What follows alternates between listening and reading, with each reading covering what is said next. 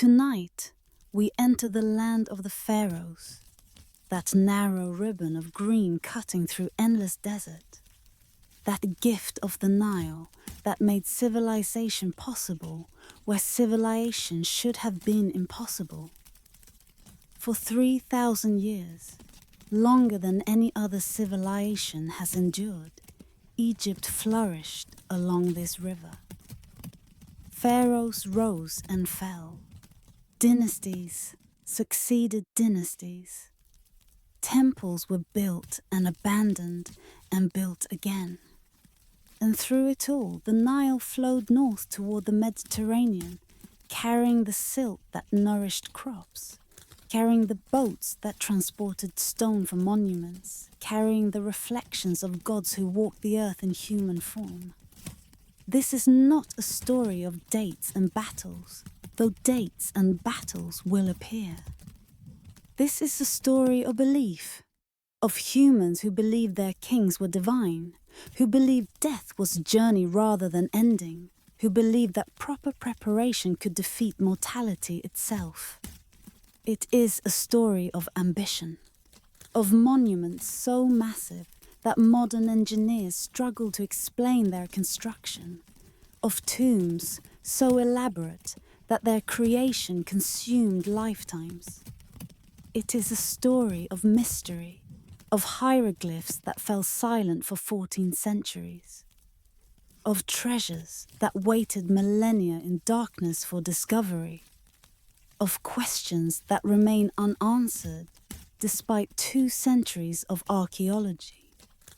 We begin where Egypt begins, at the river's edge, where the Nile first taught humans to measure time by flood and harvest, where civilization learned to count the stars and write upon clay and stone. We will journey through the ages of pyramid builders and heretic pharaohs, of boy kings and warrior queens, of priests who became powerful as kings and foreign conquerors who became pharaohs themselves. We will end where Egypt ends, with Cleopatra, the last pharaoh, and the silence that settled when Rome extinguished the final flame of pharaonic civilization. The night deepens. The stars wheel overhead as they wheeled over ancient Thebes and Memphis and Heliopolis. Somewhere in the darkness, the monuments wait, patient as only stone can be patient, keeping secrets that the sand has guarded for millennia. Let the journey begin. Let the pharaohs speak across the silence of centuries. Let the ancient wisdom flow like the Nile itself, steady, eternal, carrying memory toward the sea of sleep.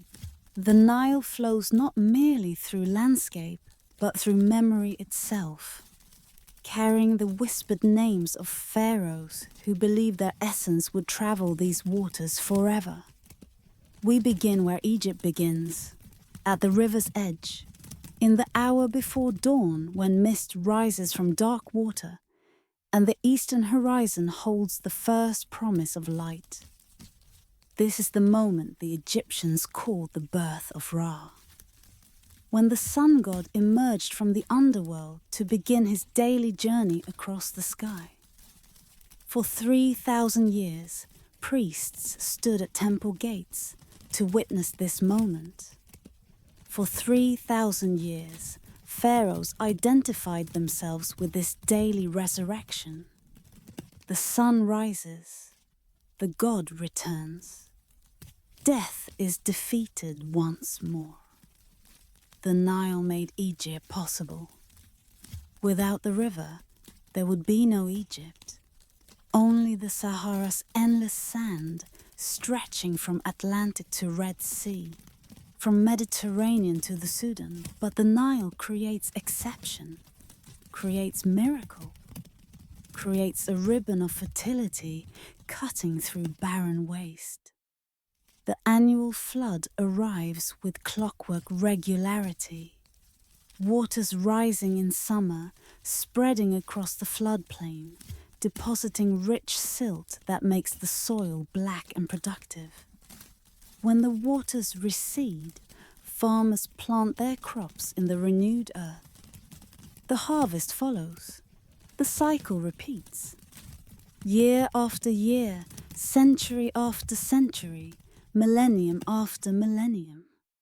The predictability shaped Egyptian consciousness, made them believe in cosmic order, made them confident that proper procedures produce proper results, made them willing to undertake projects spanning generations, because they trusted that next year's flood would come as this year's came, as last year's came, as floods had come since the beginning of time. The earliest Egyptians we can glimpse lived in the pre-dynastic period, before the unification of Upper and Lower Egypt, before pharaohs wore the double crown, before history properly began. They buried their dead in the fetal position, oriented toward the west, where the sun set, and the afterlife was believed to wait. They placed offerings in graves, pottery, jewelry, food for the journey beyond death. Already, in these earliest graves, we see the Egyptian preoccupation with defeating mortality. Already the living made provisions for the dead, already death was understood as transition rather than termination. Then came unification, the joining of Upper Egypt, the narrow valley stretching south toward Nubia, with Lower Egypt, the broad delta spreading toward the Mediterranean. Tradition credits Narmer, also called Menes, with this achievement around 3100 BCE. The Narmer palette, carved ceremonial object found at Hierakonpolis, shows the king wearing the white crown of Upper Egypt on one side and the red crown of Lower Egypt on the other, smiting enemies, asserting dominance.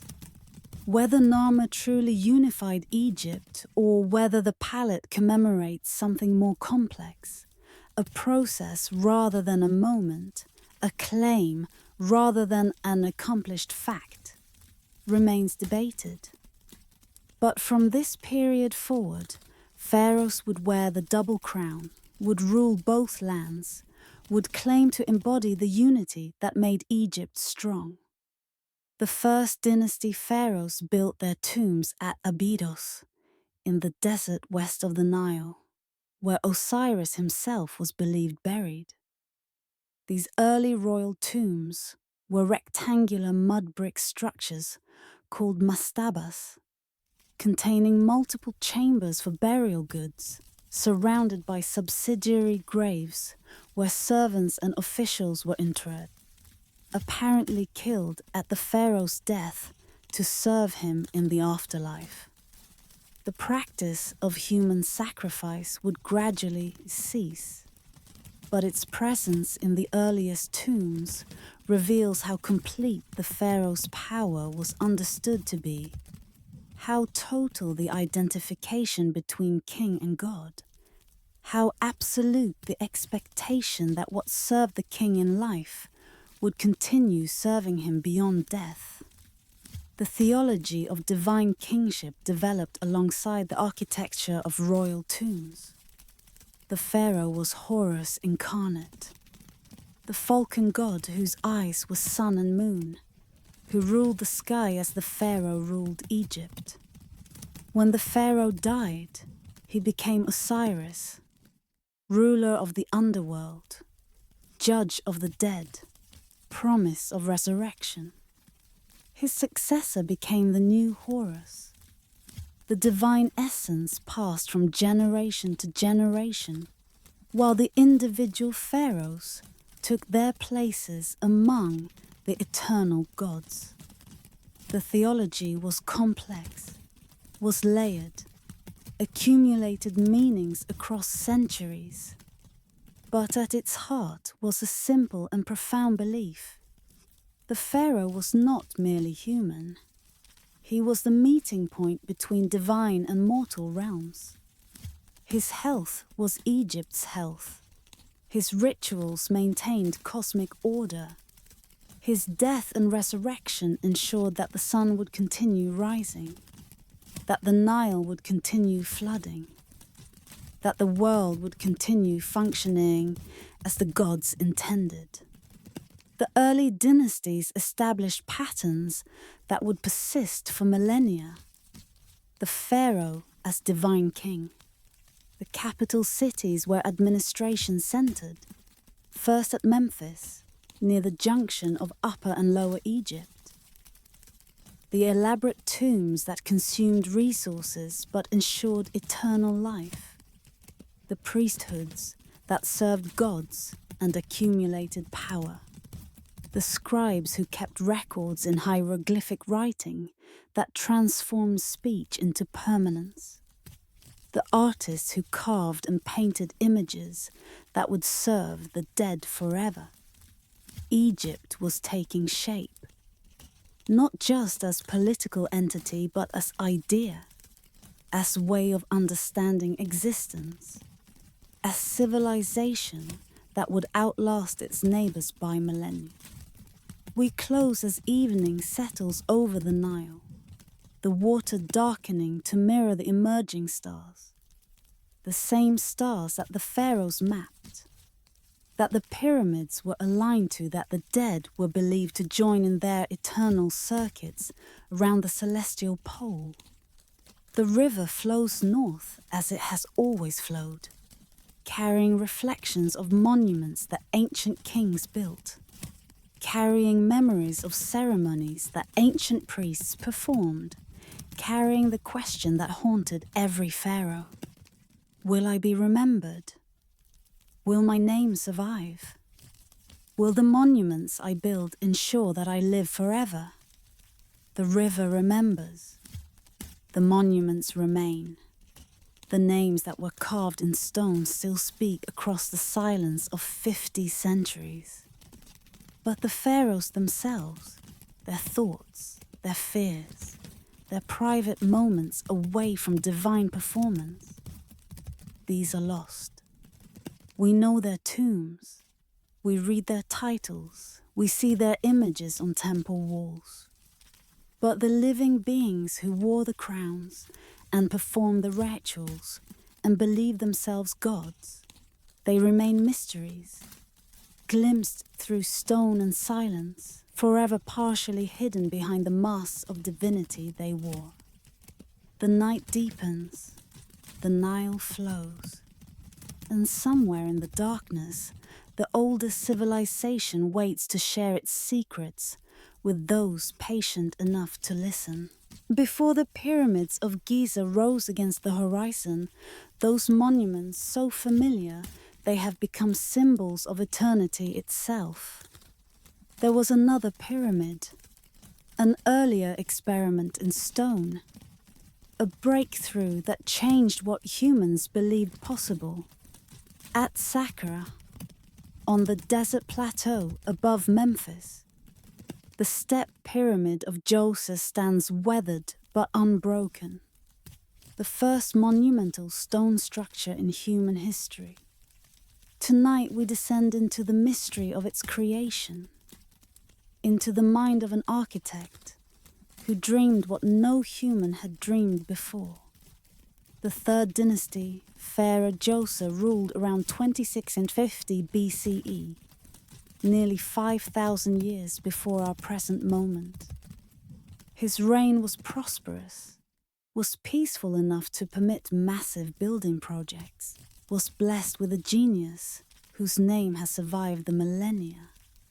Imhotep, architect, physician, priest, sage.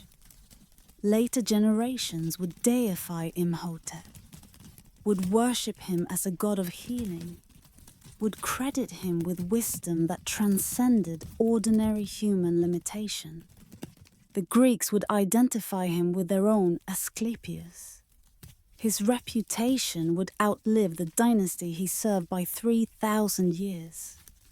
Before Imhotep, Egyptian rulers built their tombs as mastabas, flat-topped rectangular structures of mud brick, sometimes faced with stone, containing chambers for burial and for the goods the deceased would need in the afterlife. The mastaba was traditional, was expected, was the proper form for royal burial. But Imhotep saw something different. Saw that mastabas could be stacked one upon another, each level smaller than the one below, creating a structure that stepped upward toward the sky. Saw that mud brick could be replaced entirely with Stonington, limestone quarried and cut and fitted with precision that would require developing new techniques, new tools, new ways of organizing labor. Saw that the tomb could become monument, that the burial place could proclaim the pharaoh's power not just to those who entered, but to all who saw from miles distant. The result was unprecedented. The step pyramid rises in 6 great steps to a height of 200 feet, the tallest structure in the world at the time of its construction. The transformation from concept to reality required solving problems no one had solved before. How to quarry massive stone blocks, how to transport them to the building site, how to lift them into position as the structure rose, how to organize the thousands of workers needed for such an undertaking. Imhotep answered these questions, created methods that later builders would refine, established principles of monumental stone architecture that would guide Egyptian construction for millennia. But the step pyramid was more than technical achievement. It was theological statement. The shape itself held meaning. The stepped structure representing the primordial mound that Egyptian mythology said rose from the waters of chaos at the moment of creation. Upon this mound the creator God had first appeared, had spoken the world into being, had established the order that governed existence. By building his tomb in this form, Djoser identified himself with creation itself, with the first moment when order emerged from chaos, with the cosmic power that sustained the universe. The complex surrounding the pyramid extended the symbolism. A massive enclosure wall, more than a mile in perimeter. Enclosed temples, courtyards, chapels, structures whose purposes we can only partially recover. Many of these buildings are architectural fictions, false doors that cannot open, dummy rooms that cannot be entered, facades that represent structures rather than contain them. The complex included a said festival's court where Djoser's spirit could eternally perform the ceremonies that renewed royal power.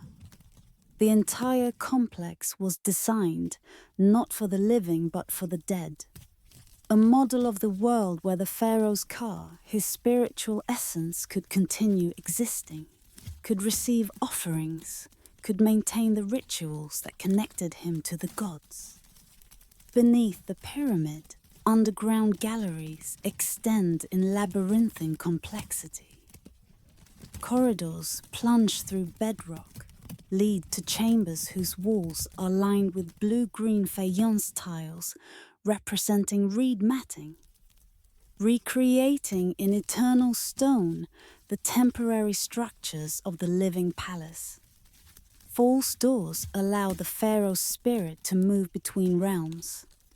Granite plugs were meant to seal the burial chamber against intruders, though they failed to prevent eventual violation. The mummy of Djoser has never been positively identified. His burial was disturbed in antiquity, his body perhaps destroyed or perhaps hidden elsewhere. His eternal rest interrupted by those who sought the treasures buried with kings. We walk through the restored entrance colonnade, passing between stone pillars that mimic the bundled papyrus columns of earlier temples. The craftsmanship is extraordinary, each pillar carved to represent bound reeds, each surface finished with care that speaks of devotion as much as skill. These are not merely functional supports, but representations, attempts to translate into eternal stone the temporary materials that earlier generations had used. The translation required innovation at every stage, required carvers to develop techniques for shaping stone that would become the foundation of Egyptian artistic achievement, required the patience to work materials far more difficult than mud, brick, or wood. The question arises, what drove such unprecedented effort? Why did Imhotep and Djoser transform Egyptian architecture so dramatically, so suddenly, so completely? The historical record offers no direct answer. We can speculate that earlier experiments in stone, small structures, minor additions to mud brick buildings, had proven successful enough to encourage larger ambitions. We can theorize that the consolidation of royal power under the early dynasties made possible the mobilization of resources that such projects required. We can imagine that the desire for eternal monuments, for structures that would outlast mud bricks' inevitable decay, motivated the transition to stone. But the specific moment of decision, the conversation between pharaoh and architect, the flash of vision that conceived the stepped pyramid, these are lost to us, hidden in the silence between what the monuments reveal and what they cannot express. The stepped pyramid's influence was immediate and lasting. Later pharaohs built their own stepped pyramids, experimented with angles and configurations, refined techniques. The transition from step to true pyramid with smooth sides rather than stepped levels occurred within a generation. The bent pyramid at Dashur shows the transition literally, changing angle mid-construction as builders learned what worked and what did not. The red pyramid, built immediately after, successfully achieved the smooth-sided form that would culminate in the Great Pyramid at Giza. But Saqqara remained sacred, remained necropolis where officials and priests sought burial near the pioneering monument. The site accumulated tombs across centuries, became layered with Egyptian history, holds secrets still being discovered by archaeologists. Recent excavations have found workshops, mummies, sarcophagi, artifacts that expand our understanding of how the ancient Egyptians lived and died and prepared for eternity. We close as twilight settles over Saqqara, the step pyramid casting long shadows across the plateau. The structure that seemed so radical in its time has become the ancestor of all that followed. The pyramids of Giza, the tombs of the Valley of the Kings, the temples and monuments that tourists photograph and scholars study. Imhotep's vision extended beyond his own lifetime, beyond his dynasty, beyond the civilization he served. What he created was not just tomb, but idea. The idea that humans could build in stone, could create structures that would outlast millennia. could challenge time itself through the permanence of monument. The desert wind carries sand across the plateau, as it has carried sand for 50 centuries. The stones that Imhotep's workers shaped and placed still stand where they were set. The first pyramid breathed still in the darkness, patient, eternal, waiting for dawn to reveal once more what human vision and human labor achieved when a pharaoh dreamed of eternity and an architect showed him how to build it. 3 pyramids stand on the Giza Plateau, and the largest belongs to Khufu, a pharaoh we can barely see despite the monument that dominates the landscape. This is the central mystery of Egypt's most famous site. The Great Pyramid contains 2.3 million stone blocks, required decades of labor by tens of thousands, stands as one of humanity's most ambitious achievements. Yet we possess almost no contemporary texts describing its construction, almost no records of Khufu's reign, only a single tiny ivory statue, barely 3 inches tall, bearing his likeness. The silence is profound. The monument speaks, but its builder remains hidden behind the very stone that should have immortalized him. The Great Pyramid rises 481 feet above the plateau, now somewhat shorter due to the loss of its original limestone casing, but still the tallest of the 3 pyramids at Giza, still among the largest structures ever built by human hands. The base covers more than 13 acres, aligned to the cardinal directions with accuracy that modern surveyors find remarkable. Within 4 minutes of Arc of True North, the construction required quarrying millions of limestone blocks from nearby deposits, transporting granite beams weighing up to 80 tons from Aswan, 600 miles upstream, lifting these massive stones into position as the structure rose course by course toward the sky. How was it built? The question has generated theories beyond counting. Ramps of various configurations, straight, spiral, internal, levers and counterweights, water lubrication to reduce friction on sliding stones, techniques involving sand and manipulation of the water table. The truth is that we do not know with certainty. The ancient Egyptians left no building manuals, no step-by-step instructions, no progress reports from construction supervisors. We have the pyramid itself, silent testimony to what was achieved. We have later Greek accounts, Herodotus reporting what he was told 2,000 years after construction. Stories that may preserve genuine tradition or may represent speculation and invention. We have the tools and materials that archaeology has recovered: copper chisels, wooden sledges, rope.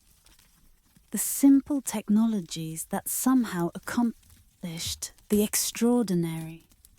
Inside the pyramid, passages and chambers create spaces whose purposes remain debated.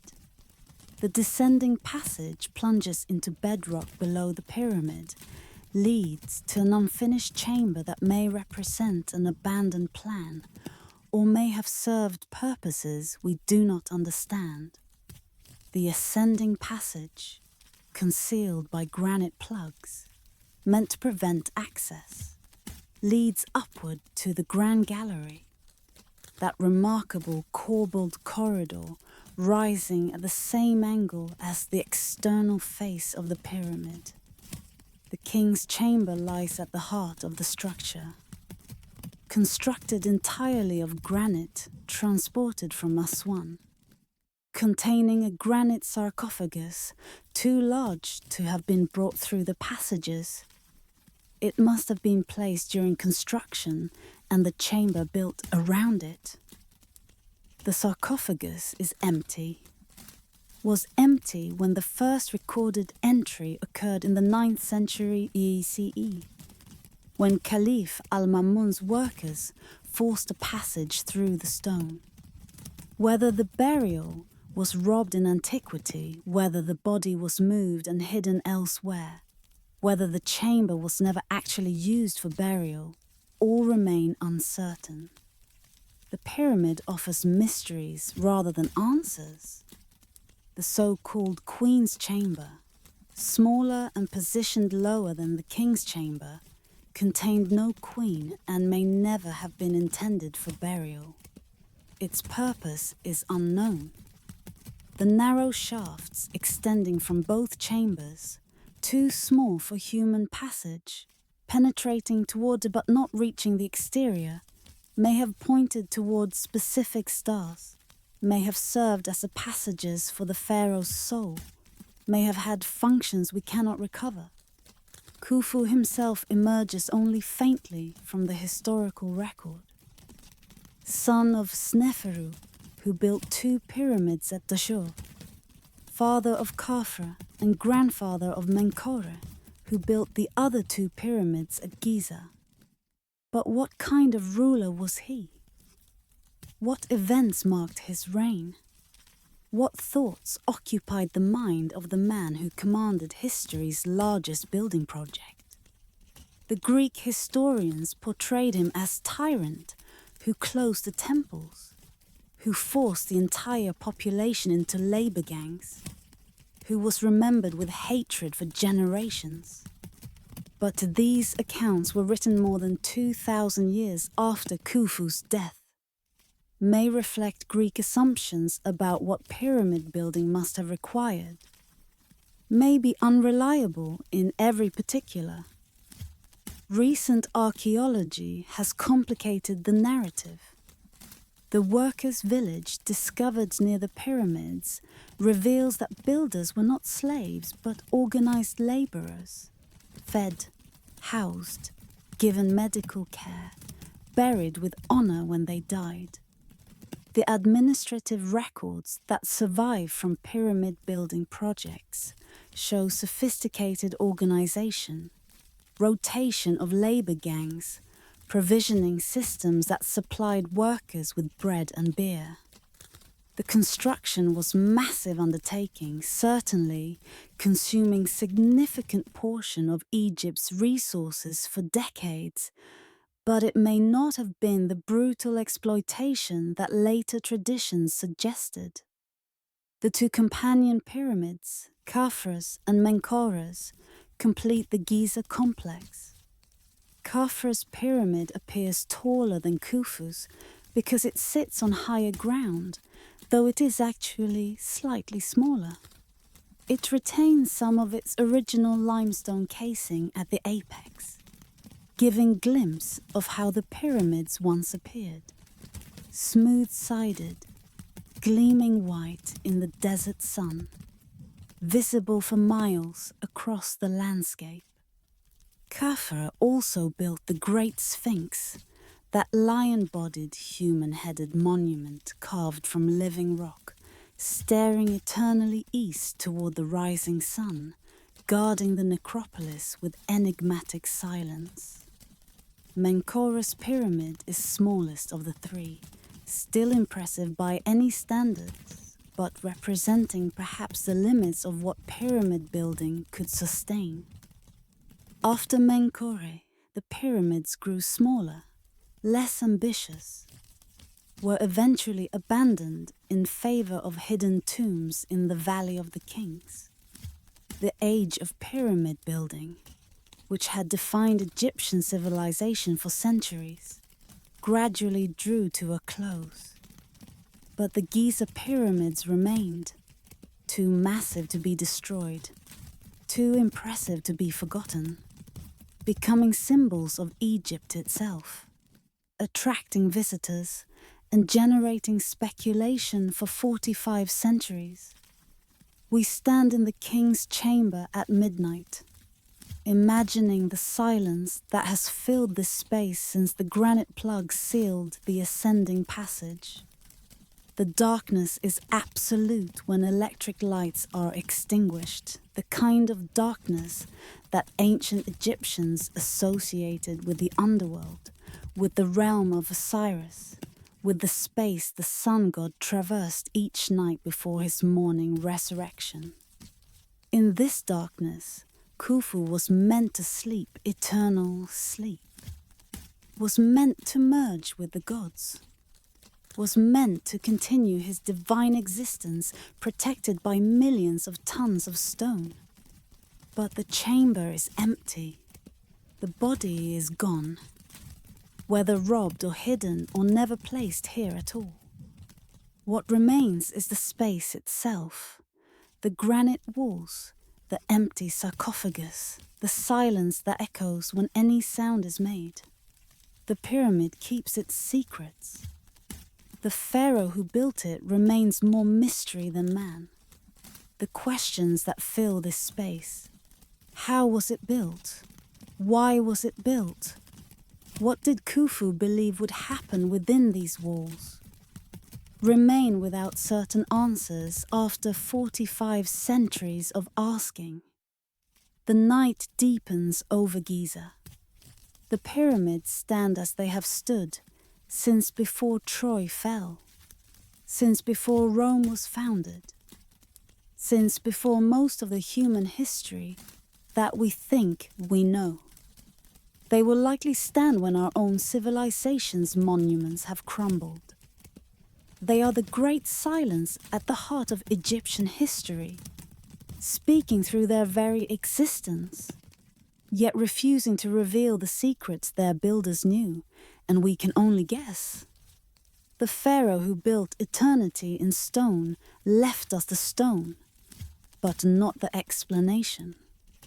The silence of Giza endures. Akhenaten appears in Egyptian history like a fever dream, a pharaoh who dismantled millennia of religious tradition, who closed the temples of Amun, who declared that only one god existed and that he alone knew this god's will. Tonight, we journey to Amarna, the city he built in the desert, abandoned after his death, never rebuilt.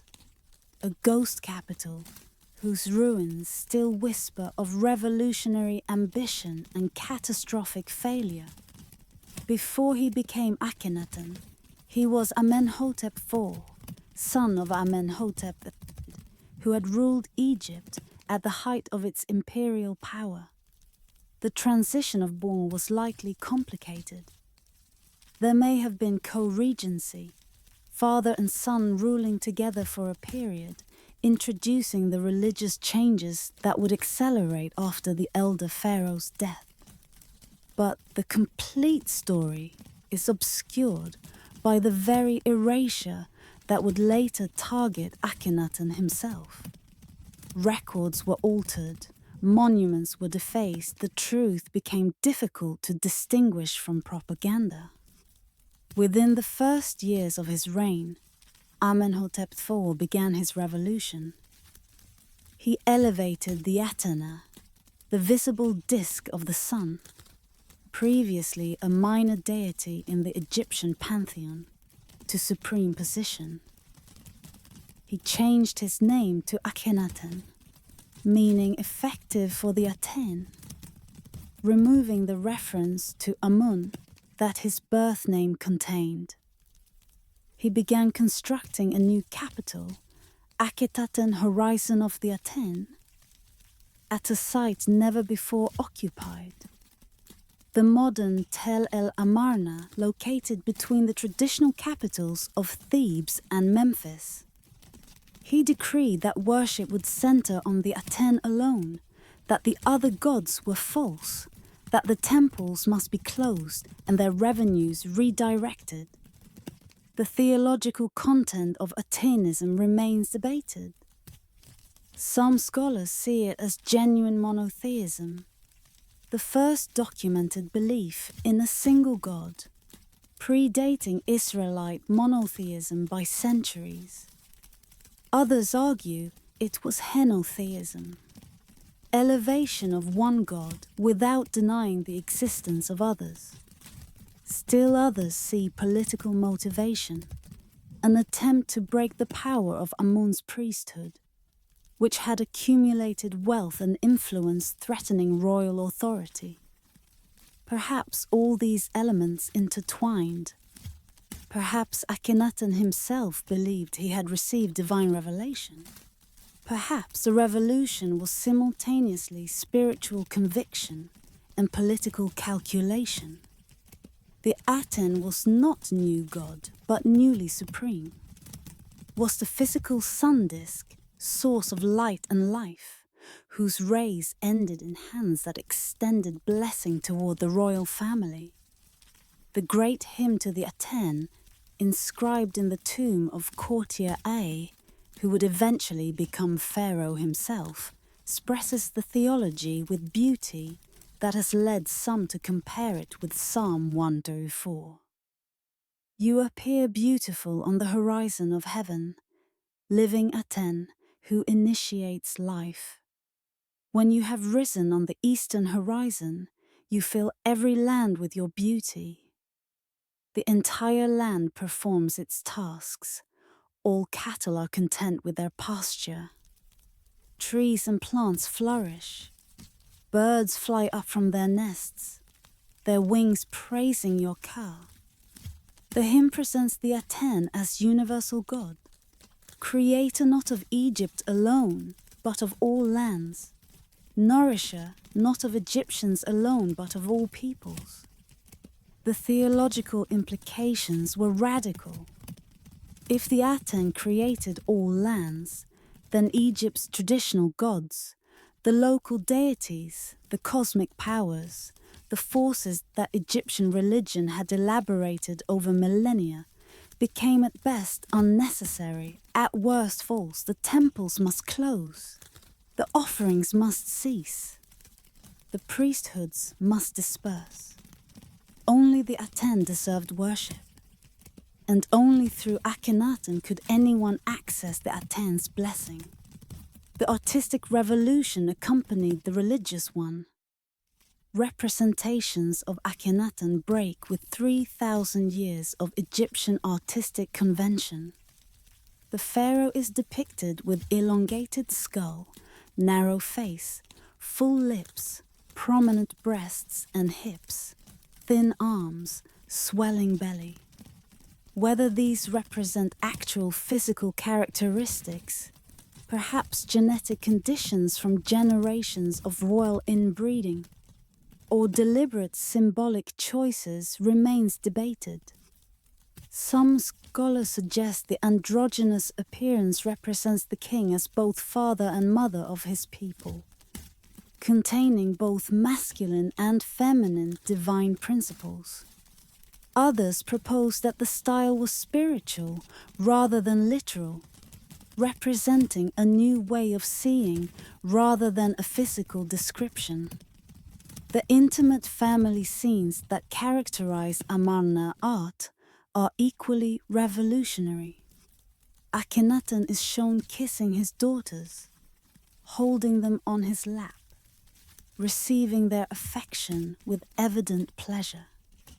His wife Nefertiti appears as his equal, sometimes depicted making offerings to the Aten in poses previously reserved for kings.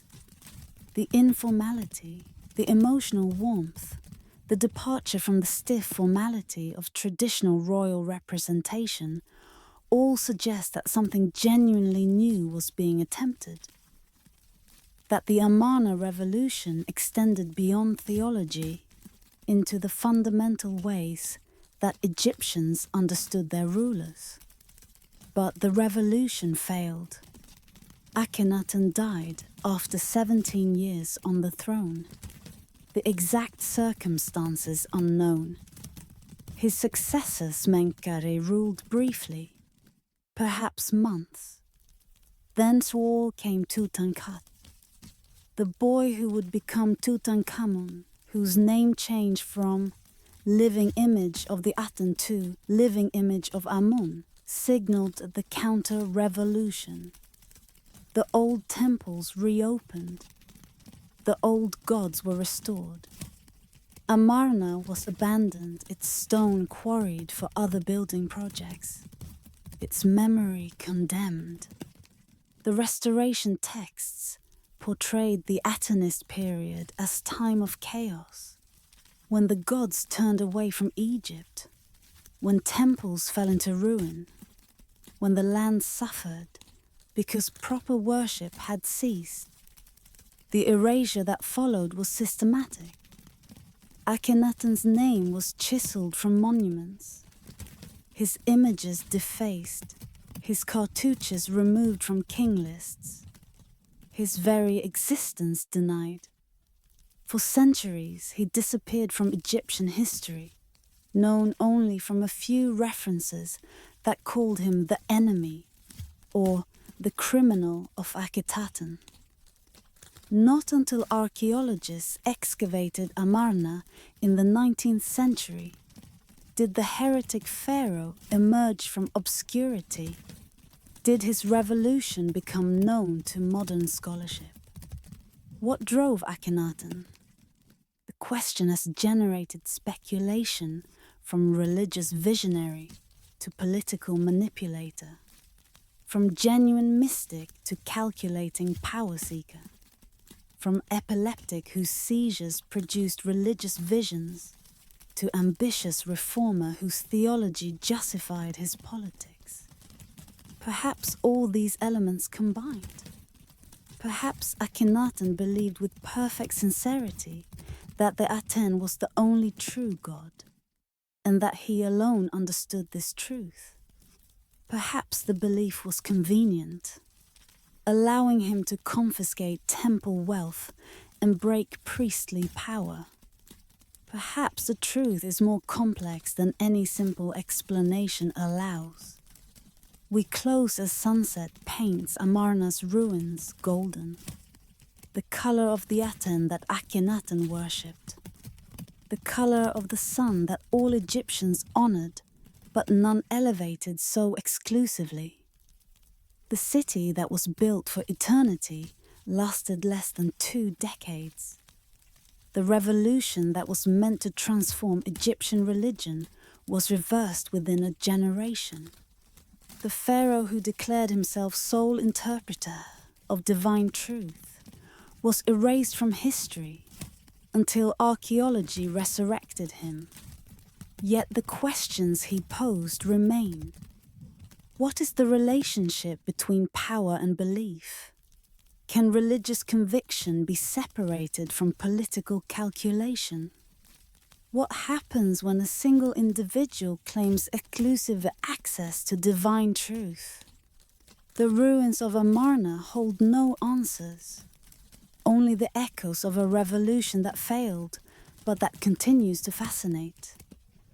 The heretic who erased the gods and was himself erased, whose name we speak again after 3,000 years of silence, on an island where mist never fully lifted, where the boundary between land and sea seemed negotiable with each tide, where the very ground felt temporary beneath your feet, as if it might dissolve back into ocean at any moment.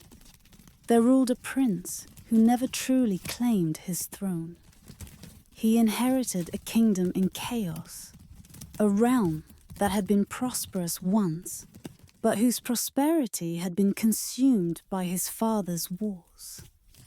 The old king had been ambitious, aggressive, convinced that expansion was the same as success, that each conquered territory added to his glory even as it subtracted from his treasury, from his people's well-being, from the foundation of stability that any kingdom requires to flourish. The prince had watched his father's wars from the palace windows, had seen the soldiers march out with banners flying and weapons shining, had waited for their return with numbers diminished and eyes haunted. He had walked through halls where ministers argued about strategies and supplies, where maps were marked with territories won and lost, where the language was always of glory and victory, even when the reports detailed suffering and defeat. When his father died, not in battle, but in his bed, dead, worn out by the effort of maintaining wars that had outlasted their purpose, the prince inherited not just a throne but a catastrophe. Enemies at every border, some newly made by his father's aggression, others old rivals, who saw the transition of power as opportunity for revenge or reclamation. Treasuries depleted, the gold spent on weapons and soldiers, and the infrastructure of warfare rather than the infrastructure of peace. A people exhausted, mourning their dead, questioning whether the territories won had been worth the sons lost in winning them. It was too much. The weight of it pressed down on the prince like a physical burden, making it difficult to breathe, to think, to imagine any action that might make things better rather than worse. So he did what seemed, at the time, like a reasonable solution to an impossible problem. He fled. Not physically, that would have been abandonment, would have sparked immediate crisis, would have made obvious what he preferred to keep hidden. Instead, he fled into fantasy, into a constructed world where the kingdom's problems could be observed without being felt, witnessed without being experienced, acknowledged without being addressed. He hired actors to perform courtly duties while he wandered disguised through his own streets, watching his kingdom crumble as though observing a play that did not concern him. The actors were professionals, skilled at their craft, capable of portraying the roles they were given with conviction that fooled all but the most careful observers. They dressed in the robes of ministers, studied the mannerisms of power, learned to move through the palace as if they belonged there, as if the authority they projected was real rather than performed. The principal actor, the one who portrayed the prince in official ceremonies, bore enough physical resemblance to make the deception plausible at a distance. With the right lighting, the right clothing, the right positioning that kept observers at a remove, he could pass. He sat on the throne during audiences, though he granted no actual decisions. He appeared at ceremonies, though he authorized nothing that would commit the kingdom to any particular course. He was, in essence, a placeholder, a symbol without substance, a crown worn by someone who had no right to its weight, but who carried it convincingly enough that most people never questioned whether the person beneath it was who they assumed. The other actors filled out the court, creating a complete tableau of governance. They sat in council chambers, debating policies that would never be enacted, signing decrees that held no authority. They discussed the kingdom's problems with appropriate gravity, proposed solutions with suitable earnestness, created elaborate plans that looked official when written on parchment sealed with wax that bore the royal seal, a seal the prince had given them, along with his authority to use it for purposes that were purely theatrical. Meanwhile, the true business of state, the collection of taxes, the administration of justice, the defense of borders, dissolved into neglect. The structures of government continued to operate at lower levels. The mechanisms that had been established by previous rulers who took their duties seriously. But without direction from above, without coordination, without the authority to make decisions that required the prince's approval, the government became increasingly ineffective, increasingly unable to respond to problems that required unified action or difficult choices. Villagers appealed for help against bandits and received eloquent letters written by playwrights, beautiful compositions that expressed sympathy and promised action, but committed to nothing specific, authorized no troops, allocated no resources, simply acknowledged the problem in language so polished it almost disguised the fact that it offered no actual assistance. The letters were signed with the prince's signature, forged by the lead actor who had practiced until he could replicate it perfectly, and sealed with the royal seal, giving them every appearance of official authority while containing no substance behind that appearance. Cities requested grain during famine and received poems describing abundant harvests that existed only in imagination. The poems were genuinely beautiful. The playwrights the prince had hired were talented, capable of creating verses that painted pictures of granaries overflowing, of fields golden with wheat, of bread so plentiful it could be shared freely with anyone who hungered.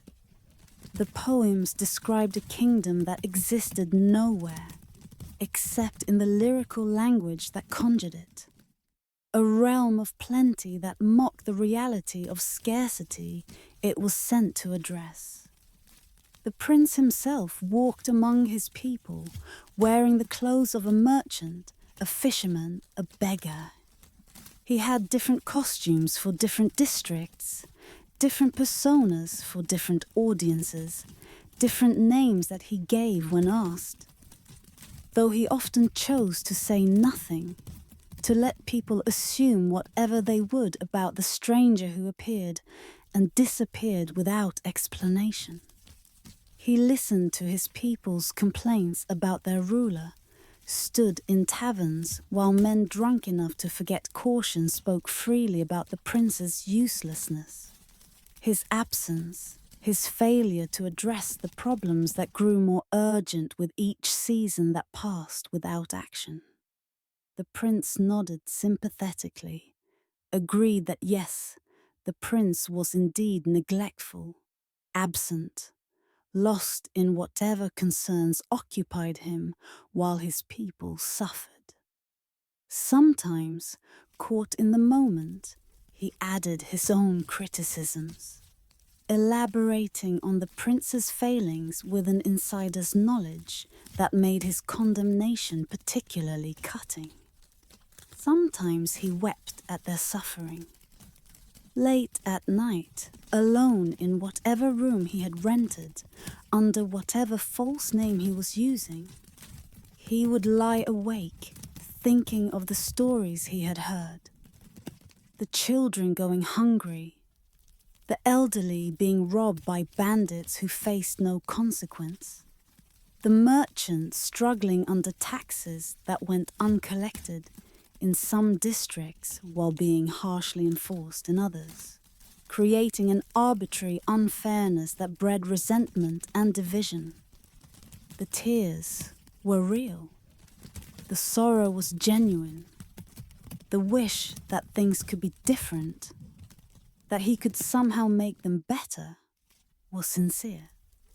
But sincerity without action is indulgence. Emotion without responsibility is performance, and the prince performed his own suffering as thoroughly as the actors in his palace performed governance. with the key difference being that his performance had no audience but himself, no purpose but the temporary relief of allowing feeling without the burden of doing.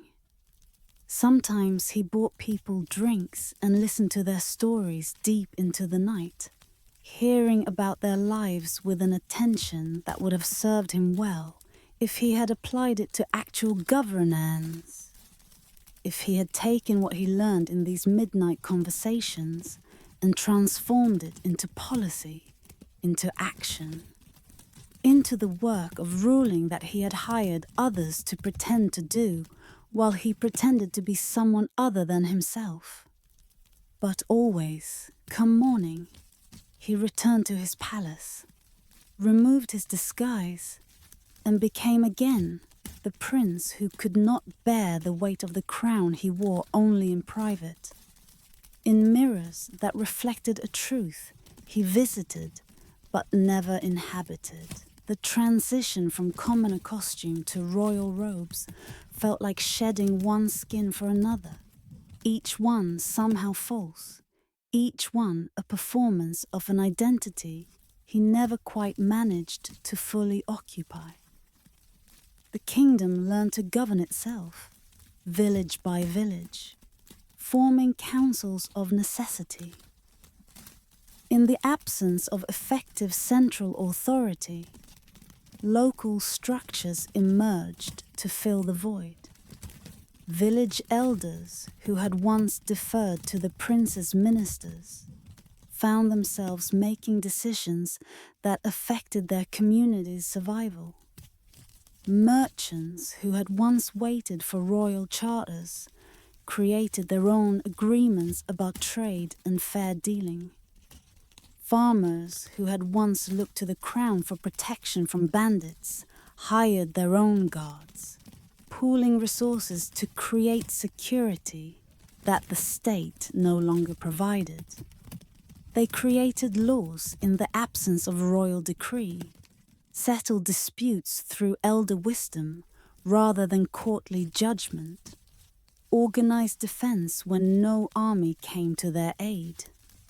The laws were simpler than the formal code that had existed before, more directly connected to the problems they addressed, more flexible in their application because they were created by people who understood context, who knew the individuals involved, who could craft solutions that fit circumstances, rather than applying rigid rules that might not account for nuance.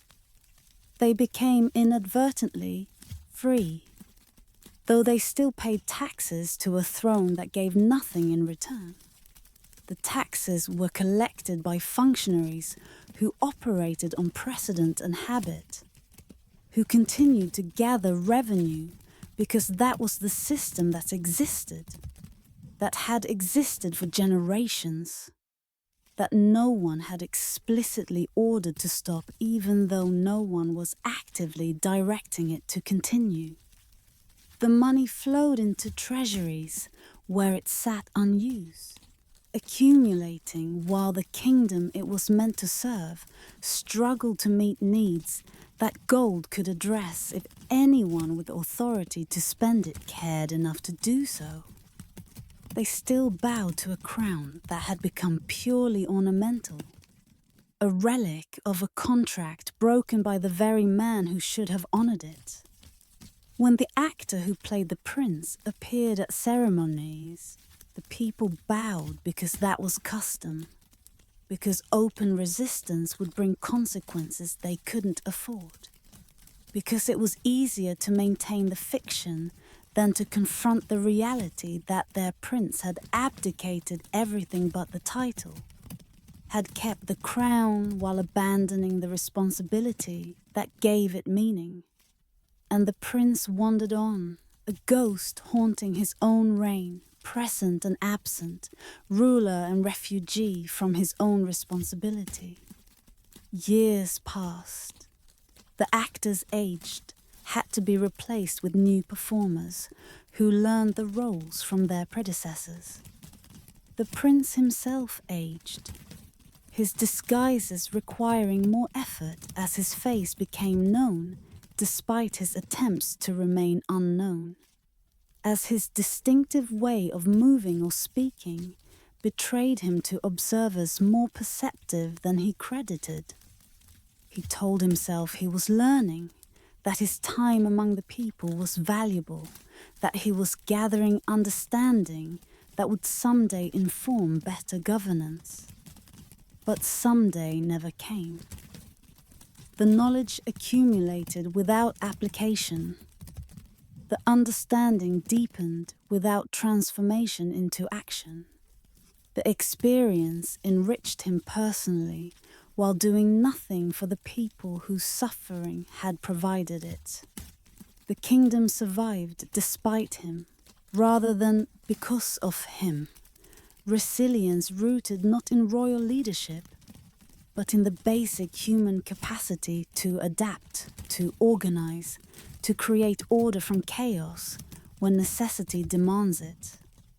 The people who had learned to govern themselves did so with increasing competence, developing systems that worked better in some way than the centralized authority that had failed them. Discovering that solutions crafted locally by people who understood local problems often fit better than edicts issued from distant palaces by rulers who saw their subjects as abstract concerns rather than specific individuals. When the prince eventually died, not young, having lived a long life of observation without participation, the transition of power barely registered. The actor who had been playing him was retired with a pension. A cousin was crowned in a ceremony attended by people who bowed out of habit more than conviction. The new ruler found a kingdom that had learned to function without effective central authority. A realm that had adapted to neglect by developing self-sufficiency. A people who had discovered they could survive without the protection they had once believed only a king could provide. And in the records, in the official histories written by chroniclers who were themselves part of the apparatus of pretend governance, the prince was remembered as a mysterious figure, a ruler who moved among his people in disguise, who understood them as few kings ever had. The history made his evasion sound like wisdom, his absence like presence by other means, his failure to lead like a different kind of leadership, more subtle, more in touch with the common Syrians. But the people remembered differently. They remembered a prince who cared enough to cry, but not enough to act, who felt their pain but would not bear the burden of alleviating it, who knew their problems intimately but refused to use his power to address them.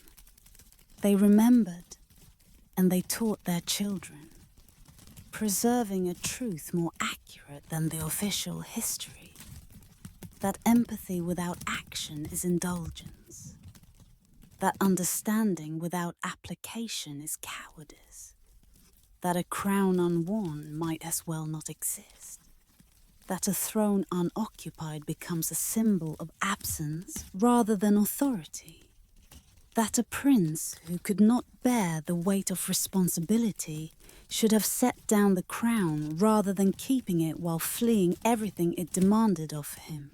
In a realm where cherry blossoms mark the passage of seasons, where calligraphy transformed thought into sacred art, where every gesture carried weight, a meaning accumulated over centuries of refinement, there ruled an empress who could not accept the truth written in every falling petal.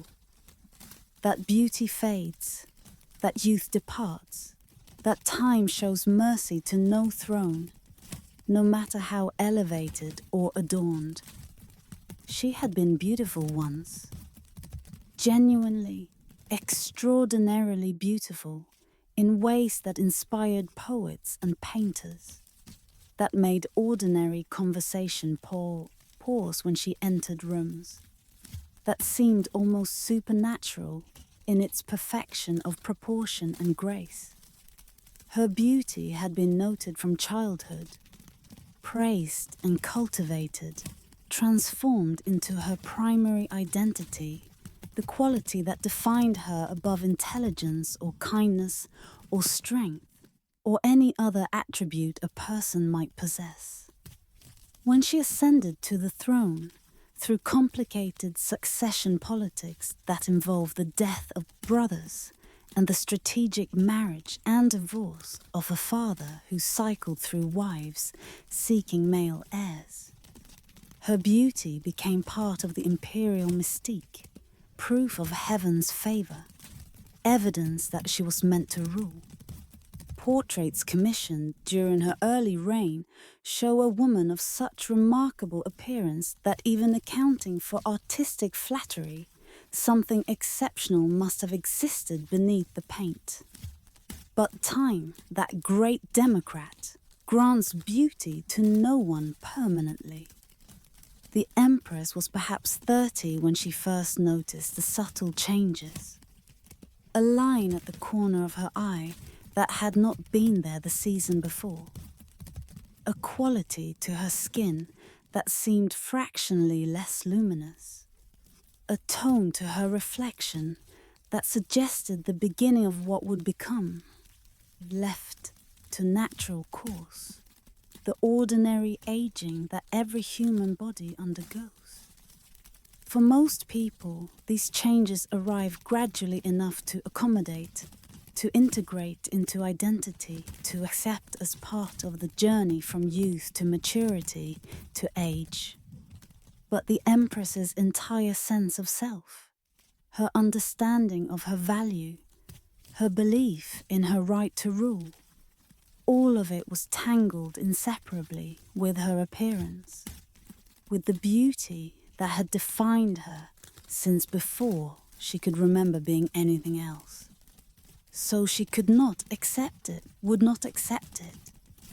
Instead, she gathered alchemists from across the known world, promising them fortunes for formulas to halt the sun's advance across her skin, to freeze the mirror's reflection at the moment of her perfection. The alchemists came from distant lands, bringing with them knowledge accumulated over lifetimes of study. They came from desert kingdoms, where preservation of the dead had been perfected to the point that bodies could remain unchanged for millennia. They came from mountain monasteries, where monks had dedicated centuries to understanding the relationship between body and spirit, seeking ways to purify the flesh or transcend its limitations. They came from island nations where rare plants grew that were said to extend life, to heal wounds, to restore vitality to the aged. They set up laboratories in palace wings, filling rooms with apparatus and ingredients, with bubbling retorts and careful measurements, with substances distilled and combined and tested on animals first, then on prisoners who had little choice but to volunteer, then on servants who were promised rewards they would rarely receive. The experiments proceeded with the methodical patience of science applied to an impossible goal, seeking through rational means to achieve what nature had not designed to be achieved. Her quest consumed the empire's wealth like fire consumes parchment. The alchemists' fees were substantial, paid in gold that represented taxes collected from provinces already struggling. But beyond their fees, the ingredients they required were often rare, exotic, expensive beyond reason. Rare herbs were harvested to extinction. Entire species of plants that had taken millennia to evolve were consumed in experiments that sought to extract whatever properties they might possess that could slow or reverse aging. Minerals were mined from sacred mountains until the peaks themselves grew hollow, collapsing into valleys that had once bloomed with life. Mountains that had been revered for generations, that had been considered homes of gods or spirits, were excavated for rare earths, for compounds that existed only in specific geological formations, for crystals that the alchemists believed might hold some essential quality of permanence, some resistance to change that could be transferred to human flesh. She bathed in milk stolen from mothers whose infants cried from hunger. The milk baths were recommended by alchemists who believed that the properties that nourished infants might also preserve skin, might transfer some quality of new life to aging flesh. Servants collected milk from women across the empire, women who were paid for their milk, but whose children suffered from the diversion of nourishment meant for them. The empress bathed in enormous tubs filled with milk that quickly soured in the heat, requiring constant replenishment, consuming daily what could have fed families for weeks. She wore masks of gold dust and crushed pearls, while her subjects wore rags thin as spider silk, praying for winters they could survive. The masks were applied each night, compounds mixed fresh by attendants who had been trained in their application, who spread the precious materials across the empress's skin, in layers that were meant to nourish, to tighten, to preserve.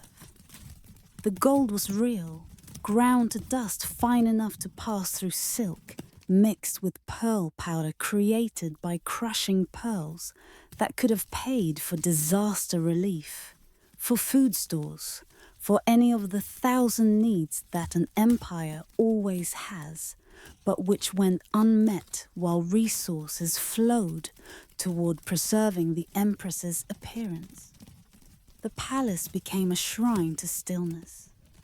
Clocks were banned, for they marked time's passage, the ticking a constant reminder of the force she could not stop. The mechanical clocks that had been imported from distant lands, marvels of engineering that kept time with precision unknown to water clocks or sundials, were removed and destroyed. The absence of clocks made time in the palace feel strange, unmoored, with no regular marking of hours, days bleeding into each other, in ways that made servants forget how long they had worked, when they had last rested, whether morning had passed to afternoon, or afternoon into evening. Mirrors were permitted only after court artists perfected each one's reflection, ensuring flattering light and angles that defied honesty. The mirror makers developed techniques that incorporated subtle distortions into the glass, curves that stretched and flattered, that took years from reflected faces, that showed the empress not as she was, but as she wished to be. The process of creating these mirrors was complex, requiring grinding and polishing to specifications so precise that most mirrors failed inspection and had to be destroyed, their fragments buried where they could not reflect truth that the empress had forbidden to exist in her presence. Her courtiers learned to age in secret, hiding grey hairs beneath elaborate wigs, painting youth onto faces that time had touched. To appear old in her presence was to remind her of the war she could not win, and such reminders often proved fatal to those careless enough to embody them. Not fatal literally, she did not execute courtiers for aging.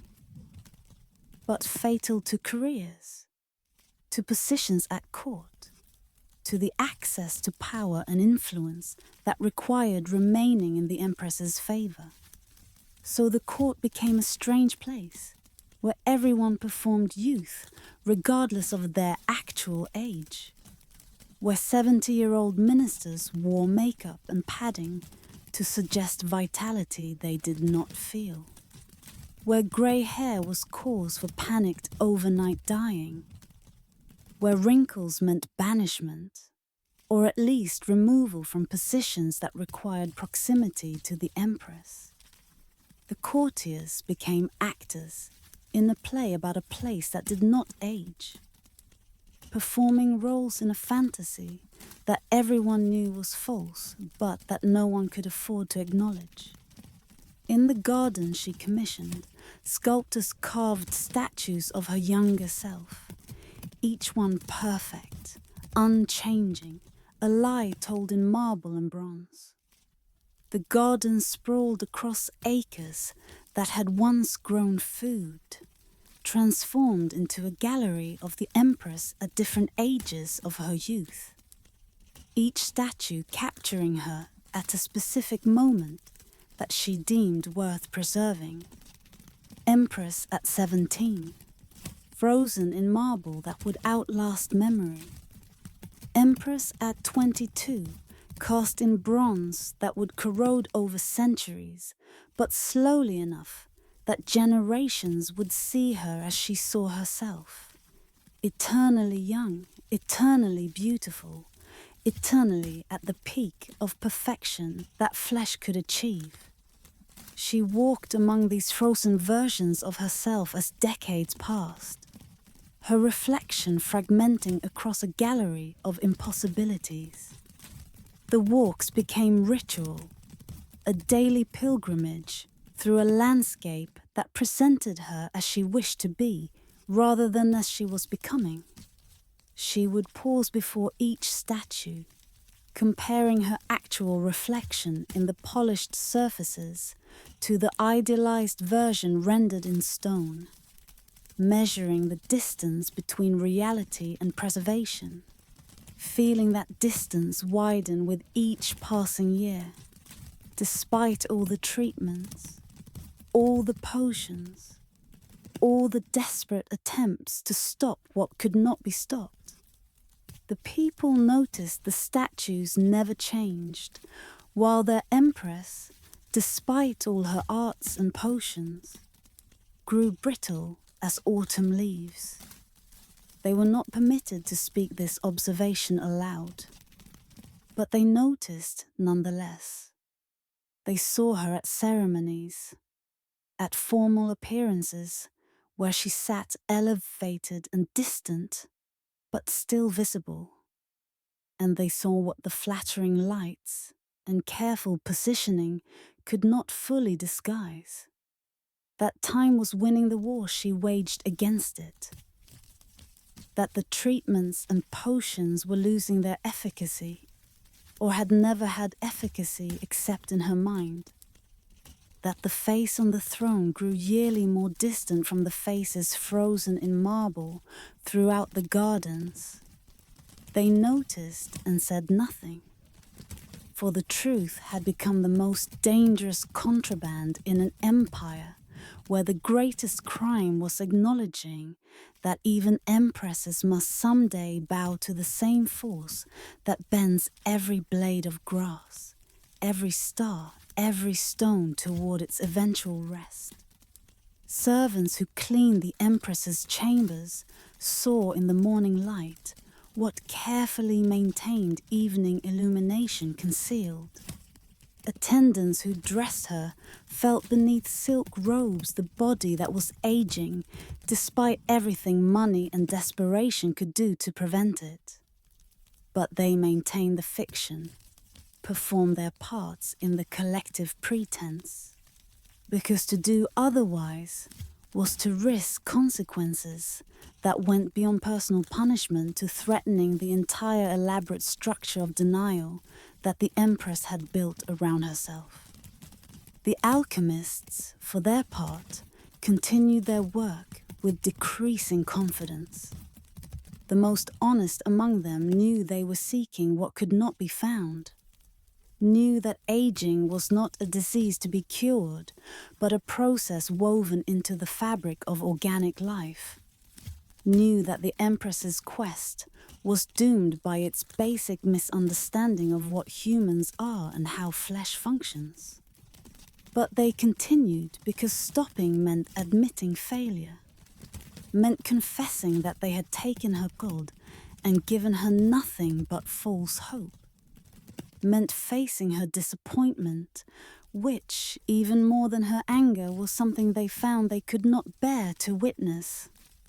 Some of them began to believe their own fabrications, convincing themselves that the next formula would work where previous ones had failed, that some combination of ingredients not yet tried would unlock the secret that had eluded every generation before them. Others simply learned to lie convincingly, to describe subtle improvements that existed nowhere except in descriptions, to attribute to their potions effects that were indistinguishable from placebo or from the normal variation in how a face appears at different times and in different lights. The empire suffered from the diversion of resources, but not catastrophically. The structure of government was robust enough to function even when the Empress's attention was focused almost entirely on her appearance rather than on administration. Ministers governed, taxes were collected, infrastructure was maintained, all the mechanisms of state continuing to operate largely independent of the person who sat at its nominal center. The empire was wealthy enough that the waste, though substantial, did not immediately cause collapse. But there was opportunity cost. The good that could have been done with resources instead devoted to impossible quests, the schools that could have been built, the roads repaired, the suffering alleviated, all the positive acts that never happened because the gold was spent elsewhere. As she aged, and she did age despite everything, the Empress withdrew. Public appearances became rare, then occasional, then almost mythical. She ruled increasingly through intermediaries, through written decrees that carried her seal, but that might have been written by ministers who had learned to anticipate her wishes, or who simply made policy in her name, knowing she was too absorbed in her private war against time to notice or care. The palace filled with mirrors that lied, and courtiers who performed, and gardens filled with statues that showed what was lost rather than what remained. And at the center of this elaborate construction sat an empress who had become a prisoner of her own fear, trapped in chambers where every surface was controlled to show her only what she wished to see, surrounded by people who dared not speak truth, spending her remaining years fighting a war that could never be won, that was lost from the moment she decided winning was necessary, that transformed what could have been dignified maturity into desperate grasping after something that existed only in memory and marble, preserved everywhere except in the one place it mattered most. In the living flesh, that time, patient and inexorable, continued to move through its ordained passage from youth to age to whatever lies beyond, carrying the Empress with it despite her protests, despite her potions, despite her refusal to accept what every human body knows in its bones, that we are temporary, that beauty fades, that fighting this truth only makes its victory more complete when it finally, inevitably, arrives. Ramesses, the Great, The builder, he who covered Egypt with monuments bearing his name and face, stands immortalized in stone at Abu Simbel, at Karnak, at the Ramessim, everywhere the eye can turn in ancient Egypt. But one event he commemorated more than any other, the Battle of Kadesh, fought against the Hittite Empire in 1274 BCE. This chapter descends into the fog of ancient warfare, where truth and propaganda intertwine, where victory and defeat become matters of interpretation, where a battle that ended in stalemate became the foundation of peace that lasted generations. The setting was Syria, the contested borderland between Egyptian and Hittite spheres of influence. Kadesh, a fortified city on the Orontes River, had changed hands repeatedly as the two great powers of the late Bronze Age jockeyed for supremacy. Ramesses, young and ambitious in his 5th year of rule, led an army of perhaps 20,000 northward to reassert Egyptian control. The Hittite king Muwatalli II gathered his forces to resist. What followed was near disaster. Egyptian scouts captured 2 Hittite deserters who claimed that the Hittite army was still far distant, near Aleppo. Ramesses pushed ahead with his 1st division, the Amun division, making camp near Kadesh while his other 3 divisions marched behind. The intelligence was false, a deliberate deception.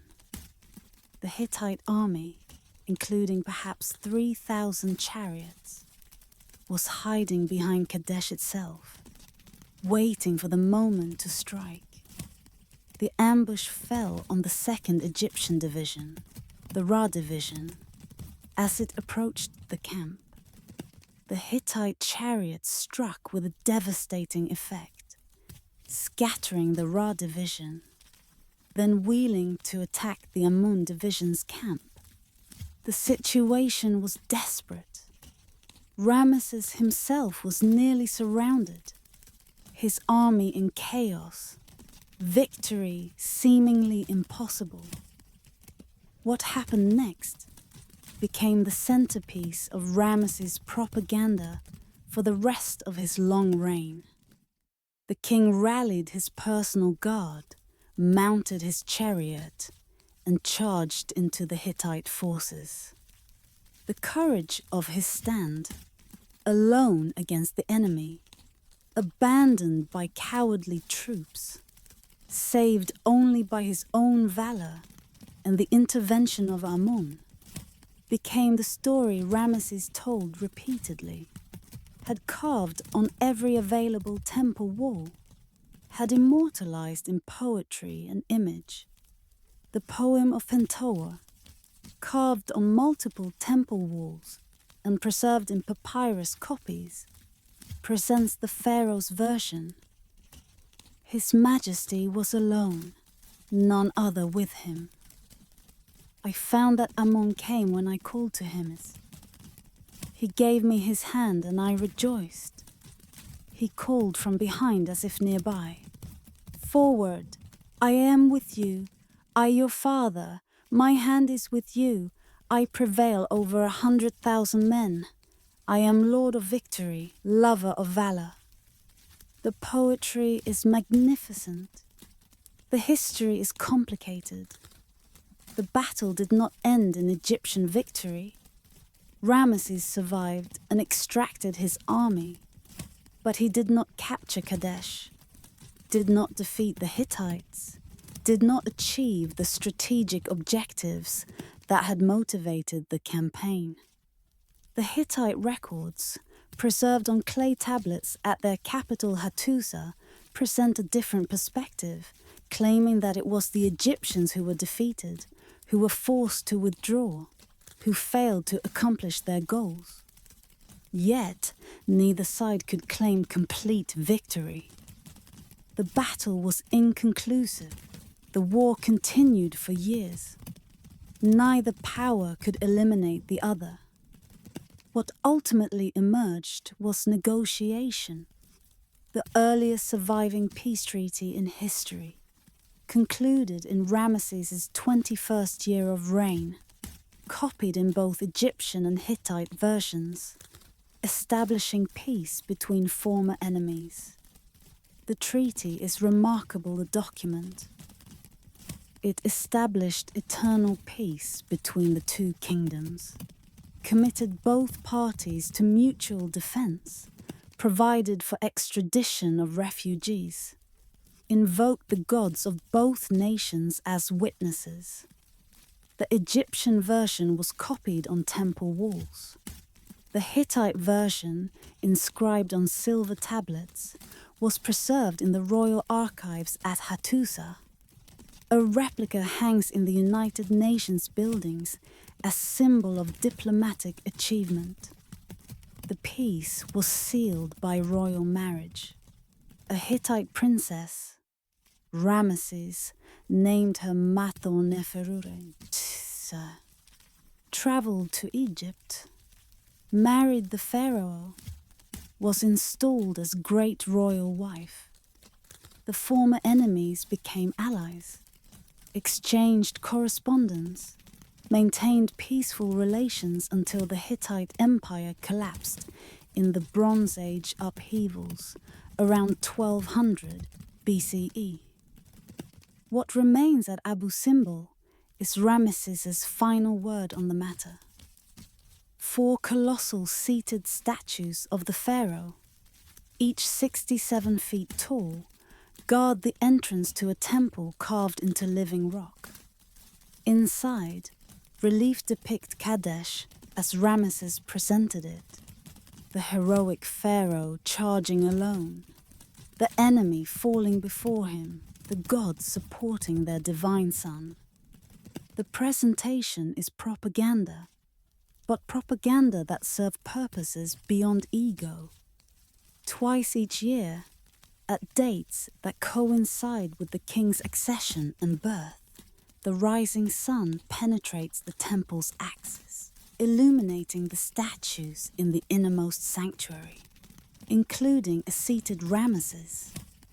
The alignment was deliberate, was designed to mark the pharaoh's eternal connection with the sun god, to demonstrate that cosmic forces acknowledged his divine nature. The engineering required to achieve this alignment, carving deep into the mountain while maintaining precise orientation, testifies to Egyptian technical sophistication. We close as sunset paints Abu Simbel golden, as the great statues gaze across Lake Nasser toward lands that were desert before the Aswan High Dam created this artificial sea. The temple was saved from the rising waters by an international effort that dismantled it and reassembled it on higher ground. A 20th century engineering feat that honored the ancient achievement it preserved. Ramesses lived over 90 years, ruled 67, built more monuments than any other pharaoh, sired over 100 children, outlived many of his heirs. His mummy rests in the Cairo Museum, a thin old man whose red hair is still visible, whose hawk nose and proud bearing speak of the character he impressed on Egyptian history. The battle that echoed through eternity was not the victory he claimed, but the peace that followed was real achievement. The propaganda served its purpose. The monuments still stand. For 5 centuries, pharaohs of the New Kingdom were buried not in pyramids, but in tombs cut into the limestone cliffs of a desert valley west of Thebes. Tonight, we descend into the Valley of the Kings, where darkness has preserved what light would have destroyed, where painted walls still blaze with images of gods and demons, where the journey through death was mapped in elaborate detail for those who would make that final voyage. The transition from pyramid to hidden tomb reflected changed priorities. The pyramids, for all their massive protection, had failed. Every known pyramid burial was robbed in antiquity. The accumulated treasures of centuries stripped and dispersed. The pharaohs of the New Kingdom sought security through concealment rather than through monumental scale. They built their mortuary temples, where offerings and rituals would be performed, separate from their tombs, hiding the actual burial places in a remote valley where guards could monitor access, where the landscape itself provided protection. The valley is natural amphitheatre, surrounded by limestone cliffs, dominated by a peak called El Kurn that resembles a natural pyramid. The location may have been chosen partly for this pyramid-shaped mountain, which associated the site with Ra and with the traditional form of royal burial. The rock was suitable for cutting, soft enough to carve, hard enough to remain stable, dry enough to preserve whatever was buried within. 63 tombs have been discovered in the valley, numbered in the order of their discovery from KV1 to KV63. Not all held kings. Some belonged to queens, nobles, or officials who were granted the privilege of burial near their rulers. The royal tombs vary greatly in size and elaboration, from the modest tomb of Tutankhamun to the extensive tomb of Seti I, whose corridors penetrate over 400 feet into the rock, and whose decorations represent ancient Egyptian art at its finest. The tombs were not merely burial chambers, but maps of the afterlife, inscribed with texts and images that guided the deceased through the dangerous journey beyond death. The Amduat, that which is in the underworld, describes the sun god's nightly journey through 12 hours of darkness, through regions populated by gods and demons, through gates guarded by serpents who admit only those who know the proper passwords. The pharaoh's soul was believed to accompany Ra on this journey, to participate in the god's nightly death and morning resurrection, to share the eternal cycle of darkness and light. The Book of Gates presents similar journey through guarded portals, each requiring specific knowledge for passage. The Book of Caverns emphasizes punishment for the damned, who are shown bound and beheaded, consigned to eternal punishment. The Book of the Earth depicts the sun god's journey through the lowest regions of the underworld, where creation itself is renewed each night. The texts and images were not decorative but magical. Their presence ensured that the deceased would know what to say and do when confronting the challenges of the underworld. We enter the tomb of Seti I, and discovered by Giovanni Belzoni in 1817, praised ever since as the valley's most beautiful. The corridors descend steeply, their walls covered with images from the underworld books.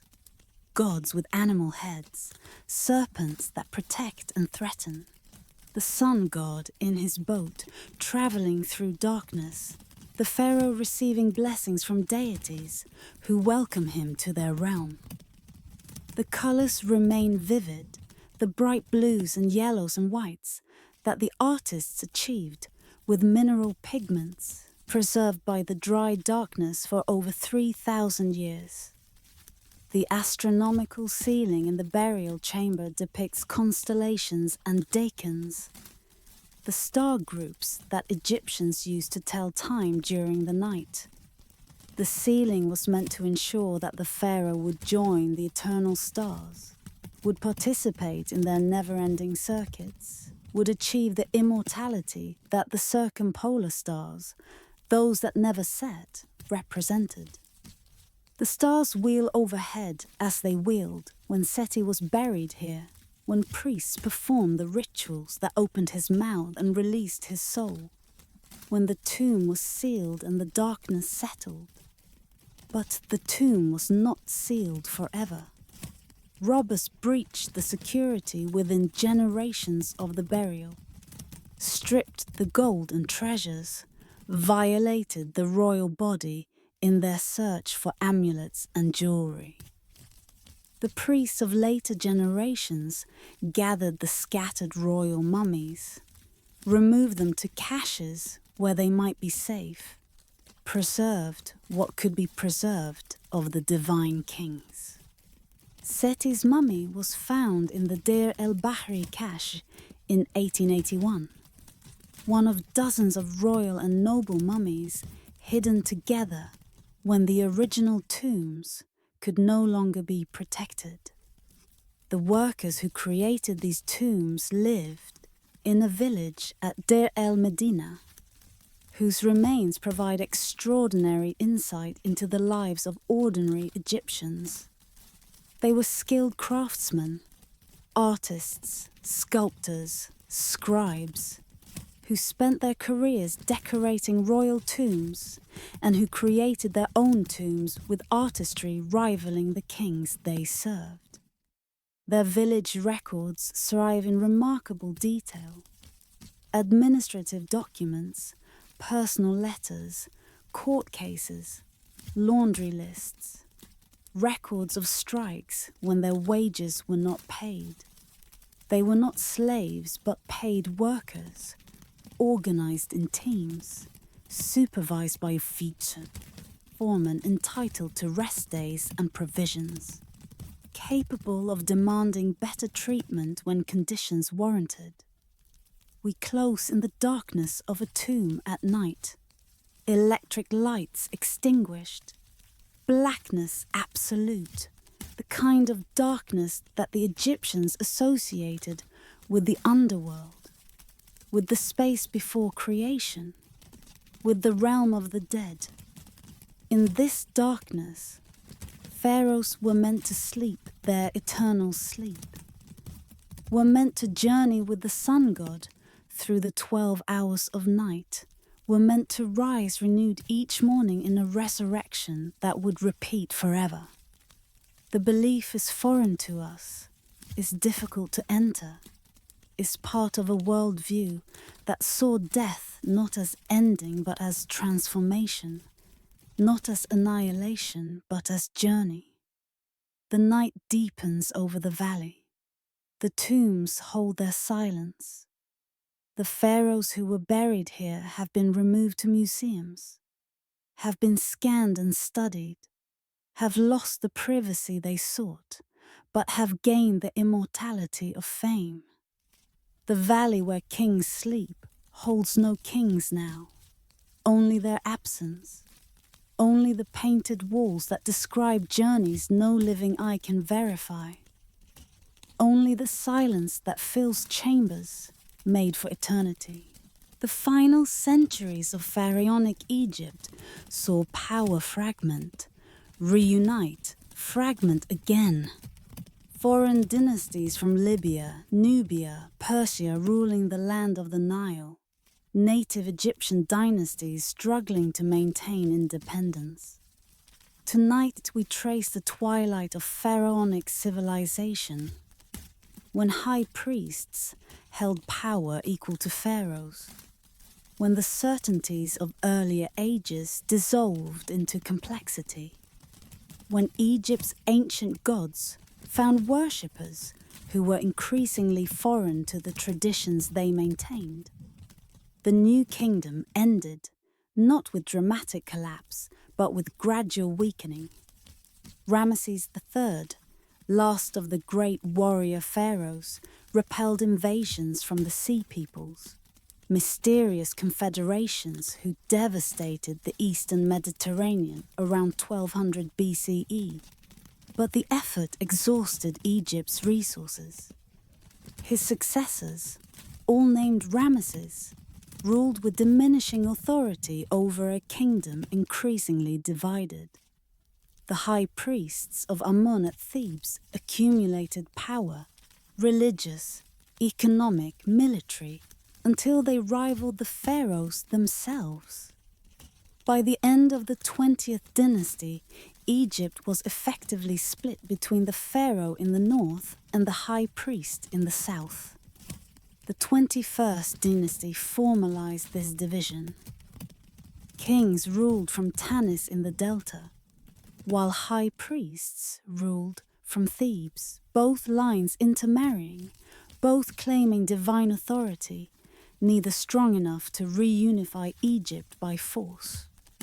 The tombs at Tanis, discovered intact in 1939, overshadowed by World War II, and never achieving Tutankhamun's fame, reveal that northern kings still commanded resources for elaborate burial, still sought eternity through traditional means.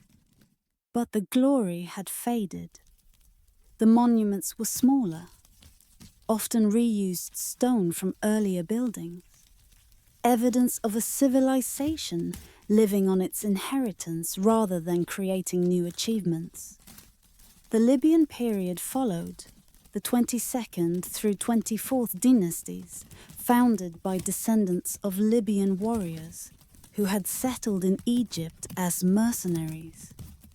These kings were culturally Egyptian, worshipped Egyptian gods, built Egyptian temples, presented themselves as legitimate pharaohs in the ancient tradition, but they were foreign in origin, were never fully accepted by all Egyptians, ruled over a land increasingly fragmented into competing power centers.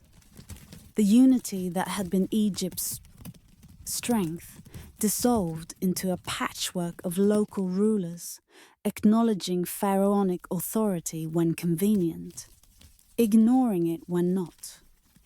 Then came the Nubians. Nubia, the land south of Egypt, modern Sudan, had been alternately Egypt's colony and its enemy for millennia. Now, Nubian kings, who had adopted Egyptian religion and culture during centuries of Egyptian domination, looked northwards at a weakened Egypt and saw opportunity. Pi, king of Kush, conquered Egypt around 727 BCE, inaugurating the 25th dynasty, the dynasty of the Black Pharaohs. The Nubian rulers were more Egyptian than the Egyptians.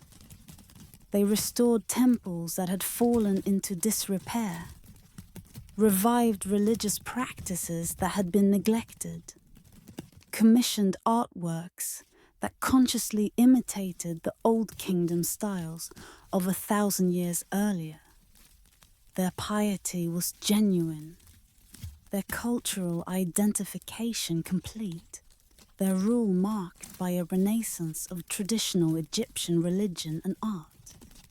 They saw themselves as legitimate pharaohs, heirs to the tradition that Libyan disunity had disrupted, restorers of proper order and proper worship. But they could not resist the next challenge. Assyria, the aggressive empire that was conquering the entire Near East, pressed against Egypt's borders, invaded, conquered.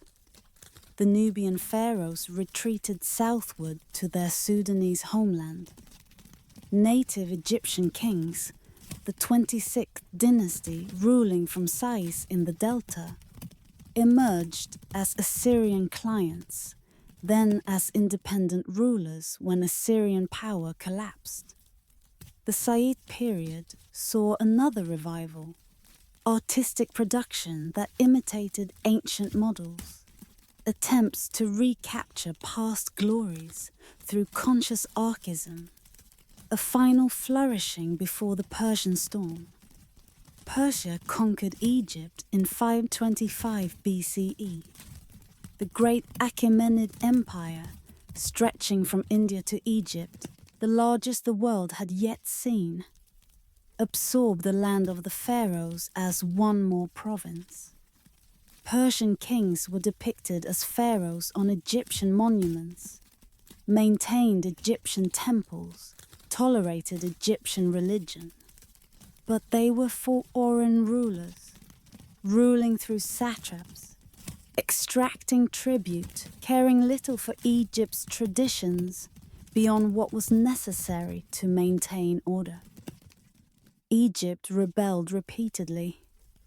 Brief periods of independence, the 28th through 30th dynasties, flickered between Persian reconquests. Native pharaohs built and fought, sought to restore Egyptian independence, failed repeatedly against Persian power.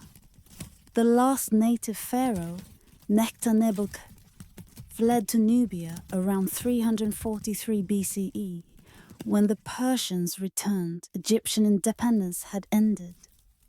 The tradition of native kingship, maintained for nearly 3,000 years, was broken. Alexander the Great conquered Persia and Egypt with it in 332 BCE. He was greeted as liberator from Persian rule, was crowned pharaoh at Memphis, was identified with Amun at the Oracle of Siwa, was acceptable to Egyptians as the Persians had never been. His successors, the Ptolemies, ruled Egypt for 3 centuries.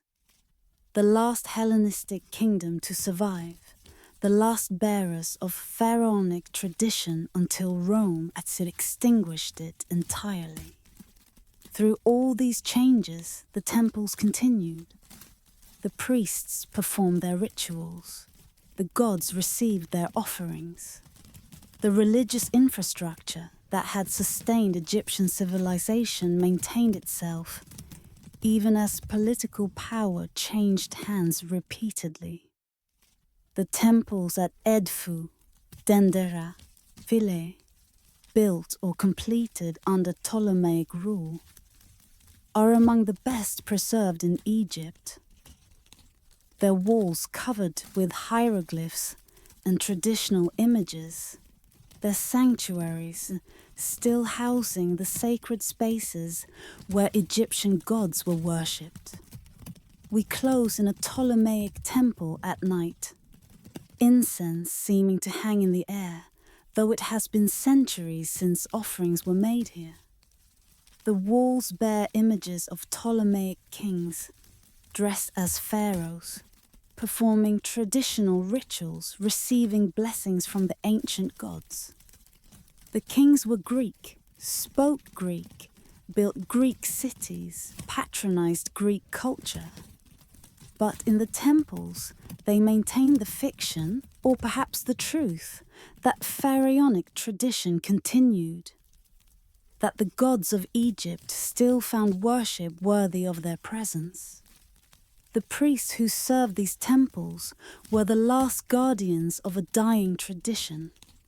They alone could read the hieroglyphs that covered the walls, could perform the rituals that maintained cosmic order, could transmit the knowledge accumulated over 3,000 years. When they died without successors, when the temples finally closed under Christian emperors, the knowledge died with them. The hieroglyphs became unreadable. The rituals ceased. The gods fell silent. The night deepens over Egypt, over the temples that still stand, over the traditions that have ended, the priests who became kings, the foreign rulers who became pharaohs, the long twilight that ended in darkness, all a part of the story, part of the slow fading that follows even the brightest civilizations. The temples remain. The gods have departed. The silence holds what once was living faith. Cleopatra Seventh. The name conjures images shaped more by Roman propaganda and Hollywood than by historical evidence. She is remembered as seductress, as femme fatale, as the queen who lost an empire to love. But the historical Cleopatra was something more complex. A polyglot scholar, a shrewd politician, a determined ruler who fought with every weapon available to preserve Egyptian independence against the overwhelming power of Rome. Tonight, we trace the final years of pharaonic civilization through its last active ruler, the woman who held Egypt's fate in her hands and lost. She was born around 69 BCE, daughter of Ptolemy XII, a weak king who bought Roman support with bribes while his subjects despised him. The Ptolemaic dynasty had ruled Egypt for over 2 centuries by then. Greek kings who had adopted Egyptian customs, who presented themselves as pharaohs to their Egyptian subjects while maintaining Greek identity at court. Alexandria, their capital, was more Greek than Egyptian, a cosmopolitan city of scholars and merchants, home to the Great Library and the Great Lighthouse, looking toward the Mediterranean rather than toward the Nile Valley. Cleopatra was different from her predecessors. She was reportedly the first Ptolemy to learn Egyptian, the language of her subjects, the language of the temples and priests, the language that previous Ptolemies had not bothered to master. The detail is significant. It suggests someone who sought connection with Egypt itself, not just with the Greek ruling class, someone who understood that legitimacy required more than inheritance and military force. She was also educated in Greek learning, philosophy, rhetoric, medicine, the accumulated knowledge that the museum at Alexandria preserved. She spoke multiple languages, could converse with ambassadors from various nations without translators, combined intellectual sophistication with political ambition. Roman writers who hated her acknowledged her intelligence even while attacking her character. Her path to power was violent. Ptolemaic succession was typically contested. Siblings married and murdered each other. Court factions plotted and counterplotted. Roman intervention decided disputes when internal conflict proved inconclusive. Cleopatra became joint ruler with her younger brother Ptolemy XIII, was expelled from Alexandria when their faction fell from power, raised an army in the eastern desert, prepared to fight for her throne. Then came Caesar. Julius Caesar, the conqueror of Gaul, the victor of civil war, arrived in Alexandria pursuing his defeated rival Pompey, who had been murdered by Ptolemaic courtiers seeking Roman favor. Cleopatra saw opportunity. She had herself smuggled into Caesar's presence, the story says in a bedroll or carpet, and persuaded him to support her cause. The Alexandrian War followed. Caesar and Cleopatra besieged in the palace quarter, the Great Library reportedly damaged by fire. The conflict eventually resolved in Cleopatra's favor. The relationship with Caesar was more than romance, though romance there apparently was, producing a son Cleopatra named Caesarion, Little Caesar. The relationship was alliance, was strategy, was attempt to secure Egypt's position through connection with the most powerful man in the Mediterranean world. Cleopatra traveled to Rome, was established in a villa across the Tiber, was present when Caesar was assassinated in 44 BCE. She returned to Egypt, eliminated her siblings who might have challenged her power, ruled alone with Caesarion as co-regent. She presented herself to her subjects as Isis incarnate, the goddess who was mother and protector, who sought her murdered husband Osiris through the world, who represented female power in its most sacred form. The identification was traditional for Ptolemaic queens, but Cleopatra pushed it further, dressed as Isis for public ceremonies, encouraged belief that she was divine manifestation rather than merely human queen. Then came Antony. Mark Antony, Caesar's lieutenant, now ruling the eastern provinces, summoned Cleopatra to Tarsus to answer for her conduct during the civil wars. She came in state, a golden barge with purple sails and silver oars. The queen dressed as Aphrodite, the meeting transformed from interrogation into seduction. Whether their relationship was love or calculation or both, it bound Egypt to Antony's cause, produced 3 children, drew Cleopatra into the Roman power struggles that would determine the Mediterranean world's future. The final war came when Octavian, Caesar's heir, Antony's rival, moved against them. Antony and Cleopatra gathered their forces, met Octavian's fleet at Actium in 31 BCE. The battle went badly. Cleopatra's ships fled with the treasury. Antony followed. Their fleet was destroyed. Their cause was lost. They retreated to Alexandria, prepared for the end, watched as their supporters deserted to the winning side. Antony's suicide followed Octavian's arrival. The Roman general fell on his sword when told, falsely, that Cleopatra was dead. Cleopatra's death came shortly after, when it became clear that Octavian intended to parade her in triumph through Rome. The traditional account says she died by asp bite, the cobra that was symbol of Egyptian royalty, the uraeus that adorned pharaonic crowns. Modern scholars question whether cobra venom produces the death described in ancient sources, but the symbolism was perfect. The last pharaoh died by the snake that represented royal power, took her own life rather than submit to Roman humiliation. Her children by Antony survived temporarily, were paraded through Rome, were raised in Octavian's household. Caesarion was not so fortunate. The threat that Caesar's biological son represented to Octavian's claims was too great. He was executed. The Ptolemaic line ended. Egypt became a Roman province, governed by prefects sent from Rome, its grain fueling Roman markets, its temples maintained but its independence destroyed. We close as the last light of pharaonic civilization fades. The temples continued for centuries. Ptolemaic construction projects were completed under Roman emperors. Hieroglyphs were carved long after those who carved them were surrounded by Christians who despised the old gods. But the tradition was dying. Fewer and fewer could read the sacred scripts. Fewer and fewer believed the ancient stories. Fewer and fewer saw the gods as living presence rather than cultural inheritance. The last dated hieroglyphic inscription was carved in 394 CE at the Temple of Philae on Egypt's southern border. After that, silence.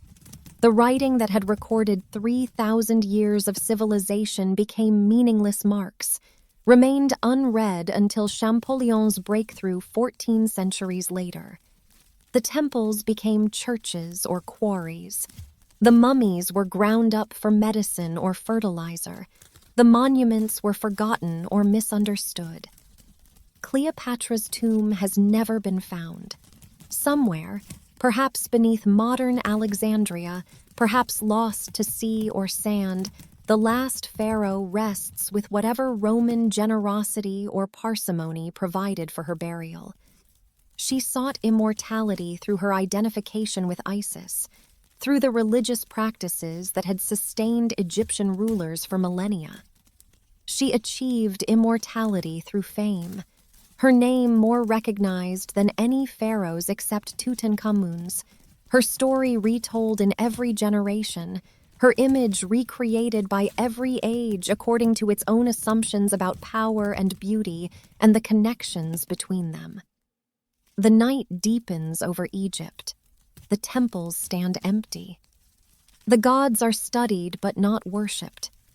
The civilization that lasted 3,000 years has ended. leaving monuments and mysteries, leaving questions that we ask across the silence of centuries. The last pharaoh sleeps somewhere in unknown darkness. The dying light has finally faded. Only memory remains, preserved in stone, recovered by scholarship, still capable of inspiring wonder at what humans built when they believed their kings were gods and their gods walked the earth in mortal form. Beyond the famous pyramids and royal tombs lie thousands of burial sites belonging to nobles, officials, craftsmen, priests, the people who served pharaohs and built their monuments. Tonight, we descend into these private tombs where ordinary Egyptians, if anyone who could afford such burial can be called ordinary, prepared for their own journey beyond death. Here, away from royal propaganda and divine theology, we glimpse the lives and hopes of people whose concerns were not so different from our own. The Theban necropolis spreads across the western hills of ancient Wathet, the city Greeks called Thebes, modern Luxor. Here, during the New Kingdom, wealthy officials cut tombs into the limestone hillside, commissioned artists to paint scenes that would sustain their spirits, prepared for eternity with care proportional to their resources. The tombs are numbered, TT1 through TT400 and beyond, but each represents an individual life, individual hopes, individual preparations for the unknown journey that all must take. The paintings in these tombs are remarkable. They show not the underworld books of royal tombs, but daily life, the life the deceased had enjoyed, the life they hoped to continue in the afterlife. Fishing and fowling in papyrus marshes, the deceased standing in a light boat, throwing stick or spear at birds and fish. Banquets where guests feast and drink, musicians play harps and lutes and drums, dancing girls move with grace that the artists captured across millennia. Agricultural scenes where farmers plant and harvest, where cattle are driven and counted, where the rhythms of Egyptian rural life unfold on painted walls. The tomb of Nacht, astronomer of Amun during the reign of Thutmose IV, preserves some of the finest painting from the 18th dynasty. The colors remain vivid, the green of papyrus plants, the brown of Nubian servants, the white of linen clothing, the black of wigs and eyes. The composition shows sophistication. Figures arranged with attention to balance and rhythm. Narrative unfolding across walls in organized sequence. Beauty achieved through deliberate artistic choice rather than mere convention. The tomb of Senefer, mayor of Thebes under Amenhotep II, is called the Tomb of the Vines for the grape arbor painted across its ceiling. Clusters of grapes hanging above the deceased and his wife, creating illusion that the burial chamber was garden pavilion, that the dead would rest forever in cultivated abundance. The intimacy is striking. Senefer and his wife Merit shown together repeatedly, holding hands, exchanging affectionate gestures, their relationship honored in death as it apparently was in life. The tomb of Rekhmira, vizier under Thutmose III and Amenhotep II, provides invaluable documentation of Egyptian administration and craftsmanship. The walls show the vizier receiving tribute from foreign lands, Nubians bearing gold and ivory, Syrians bringing horses and chariots, people from burnt with incense and baboons. Other scenes show workshops where artisans produce goods. Carpenters and metal workers, sculptors and weavers, the specialized labor that created Egyptian civilization's material abundance. The paintings are historical record as much as religious preparation, preserving knowledge of how Egyptians lived and worked that would otherwise be lost. The democratization of afterlife belief spread beyond the elite. In earlier periods, elaborate preparations for death had been reserved for royalty, available only to those whose connection with the gods guaranteed eternal life. But over time, the rituals and beliefs spread downward. The wealthy could afford mummification, could commission books of the dead, could build tombs decorated with appropriate images and texts. The moderately prosperous could afford simpler versions, less elaborate mummification, shorter papyri with fewer spells, smaller tombs with fewer images. Even the poor were buried with some provisions, some hope that death was not simply ending. The Book of the Dead, in its various forms, became essential equipment for the afterlife journey. The collection of spells, actually called the Book of Coming Forth by Day by Egyptians, guided the deceased through the dangers of the underworld, provided the words that would open gates and appease demons, ensured that the dead would pass the judgment of Osiris and achieve eternal life.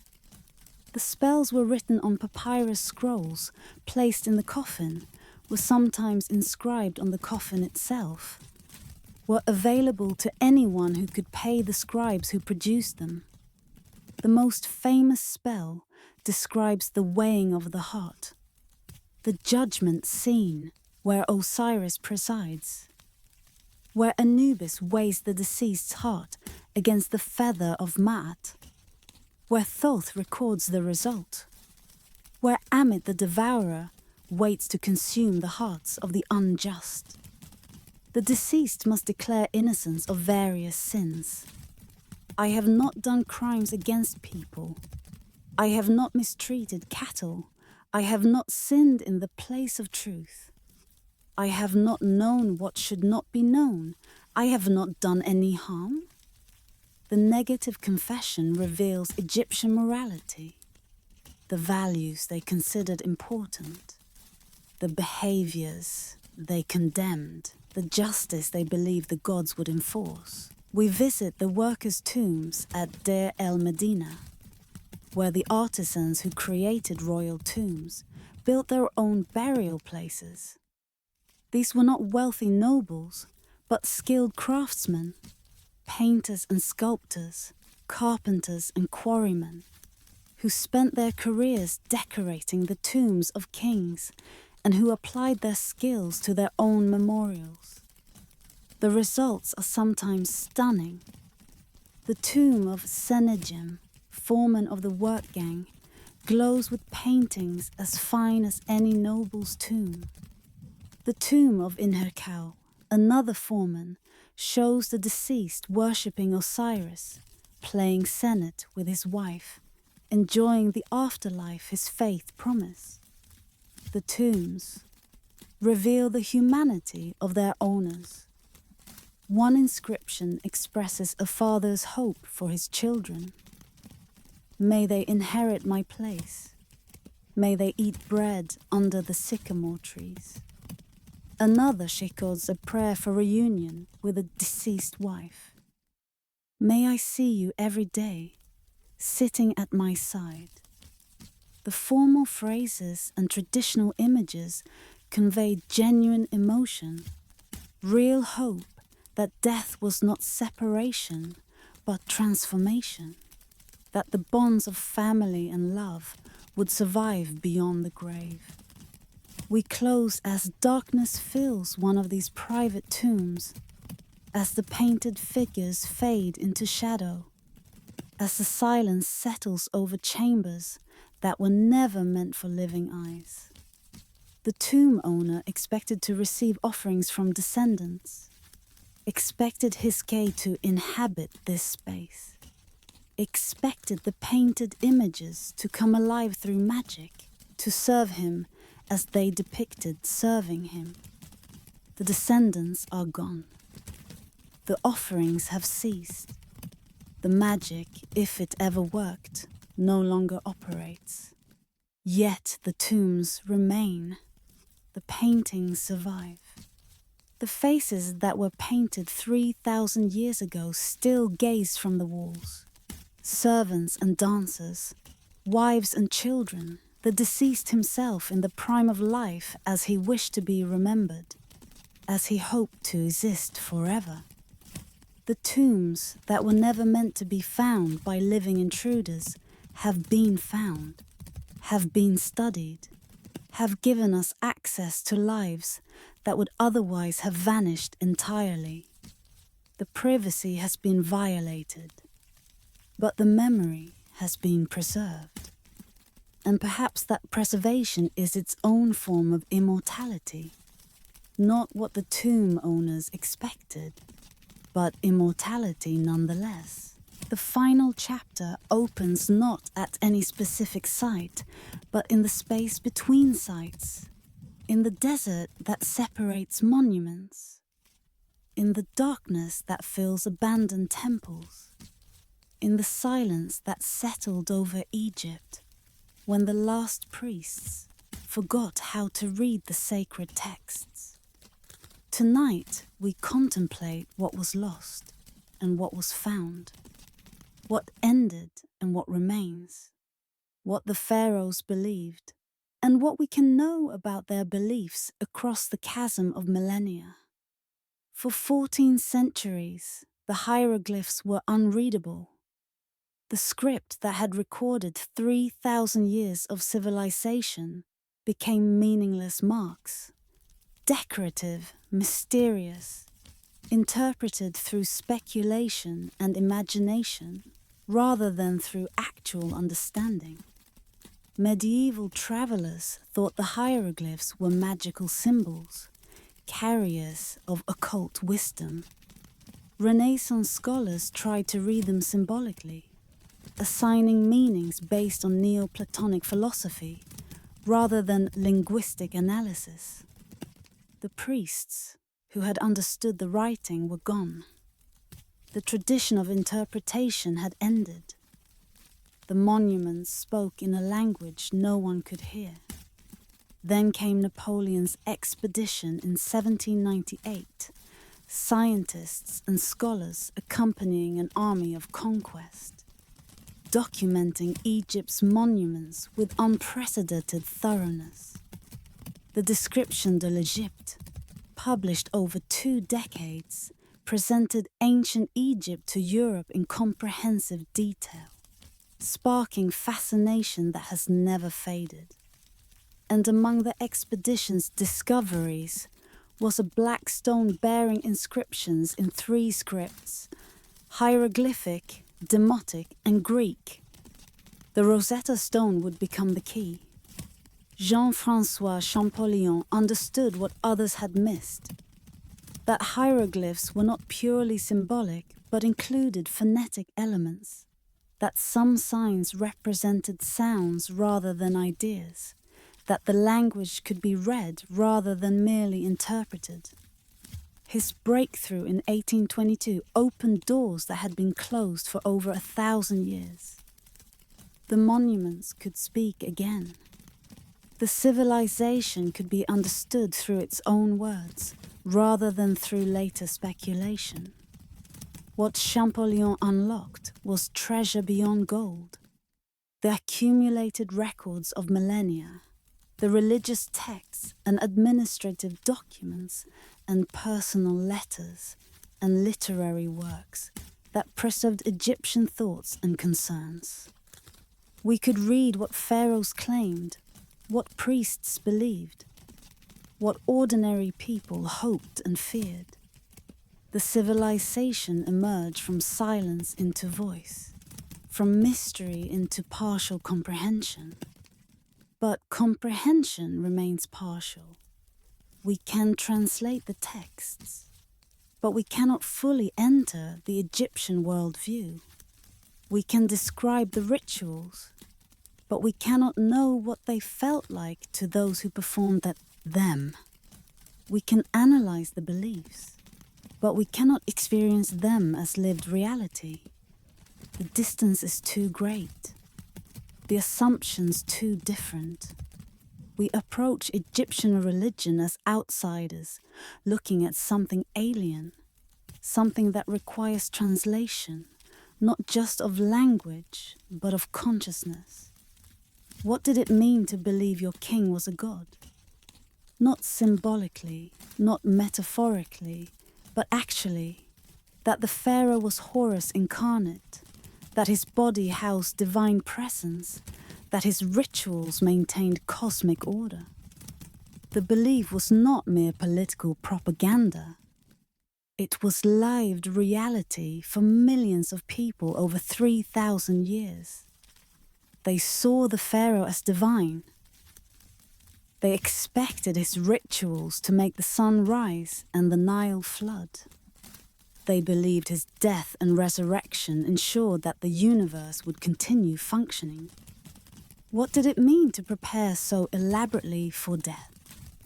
To spend years and fortunes on tombs and mummies and burial goods, to inscribe spells and prayers for a journey whose destination could not be verified. The Egyptians were not naive. They knew that tombs were robbed, that mummies were destroyed, that preparations often failed. Yet they continued preparing. The belief persisted through disappointment. The hope survived through evidence that might have undermined it. The temples stand empty now. No priests perform the dawn rituals that greeted the sun god. No offerings sustain the statues that once housed divine presence. No one reads the daily liturgies that maintained cosmic order. If Egyptian theology was true, if the rituals were necessary, then the universe should have collapsed when the rituals ceased. It did not collapse. The sun continues rising without priestly help. The Nile continues flooding without divine intervention. The evidence suggests the theology was false. Yet the monuments remain. The pyramids stand. The temples preserve their images. The tombs hold their painted walls. The physical achievements of Egyptian civilization survive, even though the beliefs that motivated them have ended. The beauty remains even though the meaning has changed. The architecture inspires even though its original purpose is no longer served.